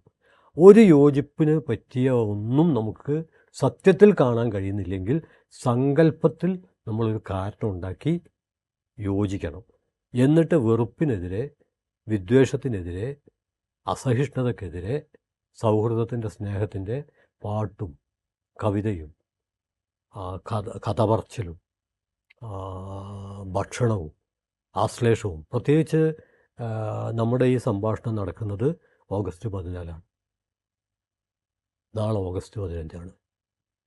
ആ ഓഗസ്റ്റ് 15 പോലും സംഘർഷത്തിൻ്റെ കരിനിഴൽ കടന്നു വരുമോ എന്ന് ആശങ്കപ്പെടുന്ന ഒരു സമയമാണ്. അത്തരമൊരു സമയത്ത് എങ്ങനെ ഇനി വരുന്ന ദിവസങ്ങളെ നിറപ്പകിട്ടുള്ളതാക്കി തീർക്കാം, ഓരോ വികേന്ദ്രീകൃതമായ ഓരോ പ്രദേശത്തും. അതുകൊണ്ട് ഫാസ് ഇല്ലാതാവുന്നില്ല, പക്ഷേ അതിന് നമ്മുടെ ജീവിതത്തിൽ വലിയ ഊർജ്ജം ഉൽപ്പാദിപ്പിക്കാൻ പറ്റും. അപ്പോൾ അത്തരത്തിൽ ഈ പറഞ്ഞ, ഇപ്പം നമ്മളിവിടെ പറഞ്ഞ സാരേ ജഹാം സേ അച്ചയും അതുപോലുള്ള മാറ്റി നിർത്തപ്പെട്ട എല്ലാം നമ്മുടെ അവതരണങ്ങളിൽ കടന്നു വരണം. എല്ലാ വിഭാഗവും പങ്കെടുക്കണം. നമ്മുടെ ജന്തർ മന്ദർ സമരത്തിൽ ഗുരുദ്വാരകളും മസ്ജിദുകളും പലതരം മുദ്രാവാക്യങ്ങളും നൃത്തവും കണ്ണെഴുതലും ലിപ്സ്റ്റിക് ഇടലും ഉൾപ്പെടെ എല്ലാം എങ്ങനെയാണോ ഒരു ജനായത്ത മുദ്രാവാക്യത്തിൻ്റെ മുന്നോട്ടേക്കുള്ള മാർച്ചിന് സഹായകമായി മാറിയത്, അതുപോലെ നമുക്കിടയിൽ സസ്യാഹാരം കഴിക്കുന്നവർക്ക് നല്ല സസ്യാഹാരം, മാംസാഹാരം കഴിക്കുന്നവർക്ക് നല്ല മാംസാഹാരം, രണ്ടു കൂട്ടരും അവരുടേതായ ഭക്ഷണം ഒരുമിച്ചിരുന്ന് കഴിക്കുന്നു, പാട്ട് പാടുന്നു. ഈ പറഞ്ഞ സാരേ ജഹാൻ സേ അച്ചായും വന്ദേമാതരവും ജനഗണമനയും എല്ലാം അങ്ങനെ എല്ലാറ്റിനെയും ഉൾക്കൊള്ളുന്ന, മോഹിനിയാട്ടവും ഇരുളനൃത്തവും തെയ്യവും എല്ലാം ഉൾപ്പെടുന്ന, ഏതെങ്കിലും ഒന്ന് പ്രധാനവും മറ്റുള്ളതൊക്കെ അപ്രധാനവും എന്ന അധികാരത്തിൻ്റെ കൃത്രിമ വിഭജനത്തിന് അപ്പുറത്തേക്ക് കടക്കാൻ കഴിയുന്ന തരത്തിലുള്ള ബദലുകൾക്ക് നമുക്ക് രൂപാന്തരം നൽകാൻ കഴിഞ്ഞാൽ, അത് ഓരോ പ്രദേശത്തും വികേന്ദ്രീകൃതമായിട്ട്, അത് ആഗസ്റ്റ് 15 മാത്രമല്ല എല്ലായ്പ്പോഴും, അതായത് ഇവിടെ വെറുപ്പിൻ്റെ വിത്ത് വിതയ്ക്കാൻ സമ്മതിക്കില്ല. നമുക്ക് എന്തൊക്കെ സ്നേഹിക്കാനുണ്ട്, നമുക്ക് എന്തിനോടൊക്കെ ആഭിമുഖ്യം പുലർത്താനുണ്ട്, നമുക്ക് വിയോജിക്കാവുന്നതാണ്. വിയോജിപ്പ് വെറുപ്പല്ല. അപ്പോൾ ആ അർത്ഥത്തിലൊരു ബദൽ രൂപപ്പെടുത്തിയെടുക്കാൻ കഴിഞ്ഞാൽ, അങ്ങനെ കഴിഞ്ഞിടത്തൊക്കെ ജനായത്തം മുന്നേറിയിട്ടുണ്ട്. അവിടങ്ങളിലൊക്കെ ബഹുസ്വരത കടന്നു വന്നിട്ടുണ്ട്. എവിടെയാണോ നമ്മൾ ഈ കാര്യത്തിൽ വീഴ്ച വരുന്നത്, അവിടെ ഈ പറഞ്ഞ പോലെ വിഭാഗീയത വളർന്നു വരും. അതുകൊണ്ട് സാധാരണ മുമ്പും ഊർജം പകരുന്നൊരു പ്രയോഗമാണ്. ചിലരൊക്കെ വിചാരിക്കുന്നത് അത് ഒരു ക്ലീഷയായി കഴിഞ്ഞു എന്നാണ്. പക്ഷെ ഞാനങ്ങനെ വിചാരിക്കുന്നില്ല, അങ്ങനെ വിചാരിക്കാൻ കഴിയില്ല. അന്യൻ്റെ വാക്കുകൾ പോലും സംഗീതം പോലെ ആസ്വദിക്കുന്ന, അപരൻ്റെ സാന്നിധ്യം പോലും ആനന്ദ നിർഭരമാവുന്ന ഒരു കാലം വരും എന്ന് മിനിമം കിനാവ് കാണാനെങ്കിലും കഴിയുന്നില്ലെങ്കിൽ പിന്നെ നമ്മൾ എന്തിന്? നന്ദി ശ്രീ കെ എൻ, അപ്ഡേറ്റിനൊപ്പം അങ്ങയുടെ ചിന്തകൾ പങ്കിട്ടതിന്. മറ്റു വിശേഷമായി അടുത്ത എപ്പിസോഡിൽ വീണ്ടും കാണാം. നന്ദി, നമസ്കാരം.